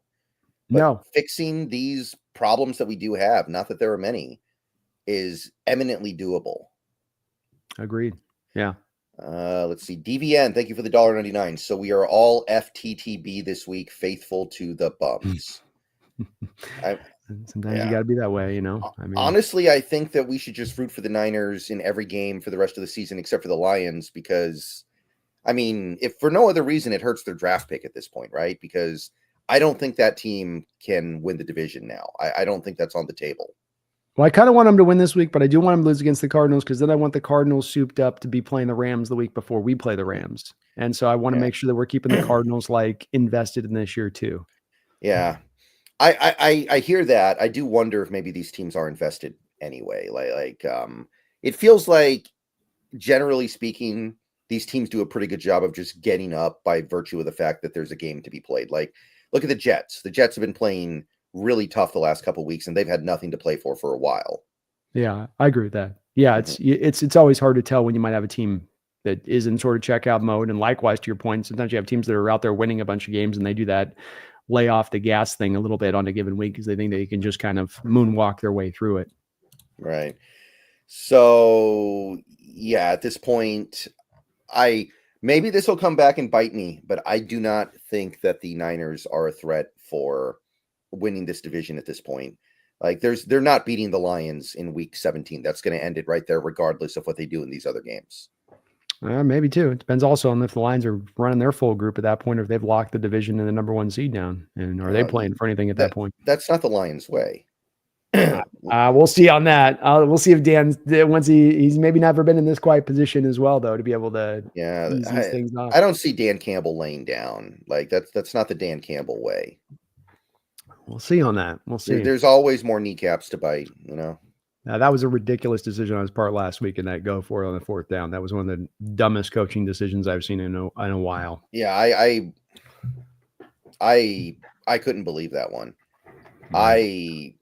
And I'm pro him with the 4th down stuff. So I ain't anti Dan going for the 4th, but that was utterly dumb. That was dumb on like about 5 different levels of dumb. Yeah, the lack of faith you have to have in your defense to do that is pretty. And I get it. Like, his defense is down to like their 7th string linebackers, but man, I mean, if it was college football, that would have been a turnover on downs, by the way, because, you know, Goff got down on his knees before he gave the ball up. Like, that's how close it was. It's exactly why you don't make that call there, is because that's what it's 18,000 things can go wrong there when you're trying to do that. And it was just, I couldn't believe it. I was like, really? Oh my God. Yeah, I can't wait to see what he cooks up in the playoffs. You know, he's going to do something completely out of pocket in a playoff game. I think he is at this point. Yeah, I think he seems to be on a collision course for this to be at some point where we're going to have a major moment with him, and he does one of these crazy town decisions, and you're just like, bro, too far. Too far. Like in the Apple Cup last year, where Grubb, I think it was tied, and they went for it from their own 20 on second with like 2 minutes left. And it worked, and we ended up winning the game because of it. But it was still just like a wow moment, you know? Yeah, I like aggression, I like ballsiness, but not at the price of stupidity. Pyro Griffin, thank you for the $2. Force Jordan Love to make mistakes, and we win IMO. Get him down in those 3rd and longs, run those simulated pressure, stack boxes, a lot of the stuff that we drove out of last week because we were comfortably in the lead, but roll back into that type of stuff this week in a large force, especially in that stadium where you bring the stack fronts up there, you force the offensive line to communicate, you force the quarterback to communicate to the line. We got that stadium reeking down that noise. It gets very hard to make all of the adjustments you may want to make, and the defense play a lot of games with that at that point. So lean into that. You know, maybe can't do as much of that on the road, but certainly unveil it in full at home and force Jordan to have to deal with that and have an answer for that. I don't think he always will. Yeah. I think people were in a rush to anoint him as like an elite quarterback this offseason, and it hasn't happened yet. It hasn't. And I think there's still that upside there for him to continue to develop. He's just probably not on that same level of, you know, he's looked at in comparison to Favre and Rodgers because that's just invariably what you're going to do. And he's not on those guys' level. And in Rodgers, you have a guy's probably an improvement upon Favre even as a player. And so it's like people go, okay, so you got to be the next thing now that's even improvement on that. It's like maybe that's a bit too much to throw on his shoulders, but he is a good quarterback. Gerard Benj, thank you for the $5. Who gets a pick this week? If it's Julian Love, is it love on love violence or the love connection? I have been 2 out of the last 3 weeks, Brendan Wright. I don't know if you remember this. I called the Kobe Bryant pick on our show 3 weeks ago, and I called the Ernest Jones pick last week. Do you remember? Yeah. The one you missed was the Jets one, and I don't think anybody called the Leonard Williams pick. That one's pretty hard. You're not hitting that one. That one's just, you know, go with God. I had Woolen as my guy in that one. Who gets the interception this week? Love is a good suggestion. He's been very close himself in recent history. I'm going to go back with Kobe Bryant again, man. Kobe's going back and getting another one this week. I think he's been on the spot throughout this season, and he's always in the position to just make a play. I think he's going to be that Johnny on the spot at a key moment here, and he'll get himself another interception. Won't be a pick six, but he will get himself an interception. I think it's Witherspoon's turn. Woo! It's been too long, man. It's been too long. He's due too, man. Is it interception, pick six, or just an interception? I mean, this team's scoring touchdowns. I'll just go with the interception. I'm not going to go pick six. I'll just go interception. Okay. I'll take it. But I think it's pretty good. Let's see here. Ski Nation, thank you for the $5. DK says he likes action greens the best. That's all the backing I need. They are the best. Going to show Green Bay, the real Green Bay. I'm not a big action green guy myself. Most people aren't. Most people are not. Yeah, it's just too bright for me. It's too much, and especially with how we have other uniforms that I love so much more. The throwbacks. I know they were at their wolf gray. They retired, but I like the wolf gray. But I'm not a fan of these. The highlighters are too much. Mm-hmm. Yeah, you can't tell me they're better than the throwbacks, the blue throwbacks. I think wolf gray was better than action green, honestly. Yeah. But who knows? Maybe you trick Love because it looks sort of green beige colors. So maybe there's some times in this game where you get him like glitching out a bit, where he looks over and he's like, "Go, wait, no, that's not a Packer uniform." Maybe I'll take whatever advantage I can get. But yeah, action greens we can do better. Yeah, I think we can do better. The segment of the fan base who loves it really loves it. They're very vocal in their action green. All right. So I think we just need a prediction. What do you got? I think we do just enough in this game offensively. I think it's a close game. I've been sliding all over the place on this one, but I'm gonna go with 27-24 Seahawks. You pull it out in prime time, or 24-21 Seahawks, kind of something in that area of things. I think you do enough on both sides of the ball. Game-changing turnover here or there. Gino plays a clean game. Special teams with Myers and Dixon does what they do. And that's enough to go get you the win in this one. I think prime time helps you on this one. I think it's even better than being at a 1 o'clock time frame, having it at prime time where that fan base will be turned up to 11, I think, especially with what they know it's at stake coming into this game. And hopefully they can be enough to kind of push it over the top in that way. I kind of like that. I'm kind of on the same the level as that. I'll go 30-27. Little bit higher than you, but the same idea. I think we get this one. It took me a while to talk myself into it throughout this week, but the more I've been thinking about it, I'm like, maybe that Packers team just they've beaten one good team this year. They beat Houston, right? Maybe there's like some kind of aura with that Green Bay team that is making us overrate them, and they're actually not that good. Maybe they're kind of just like a decent team. And the more I look at it, the more I'm like, they really haven't done that much that's all that impressive this year. They're coming off last year where they had that playoff success and they really pushed the Niners to the brink. And they were the third youngest team in the NFL last year to get themselves that place. And you do that math on that for that team going into the next year. And you're like, well, there'll be those guys that take that step forward in their game and they'll be even better. And Love will be a better another year forward. But it just hasn't necessarily played out like that. And Love's injuries have probably prevented a little bit of that step forward from happening. It also just hasn't happened in general. But then those players we've talked about, Rashawn Gary, he's solid.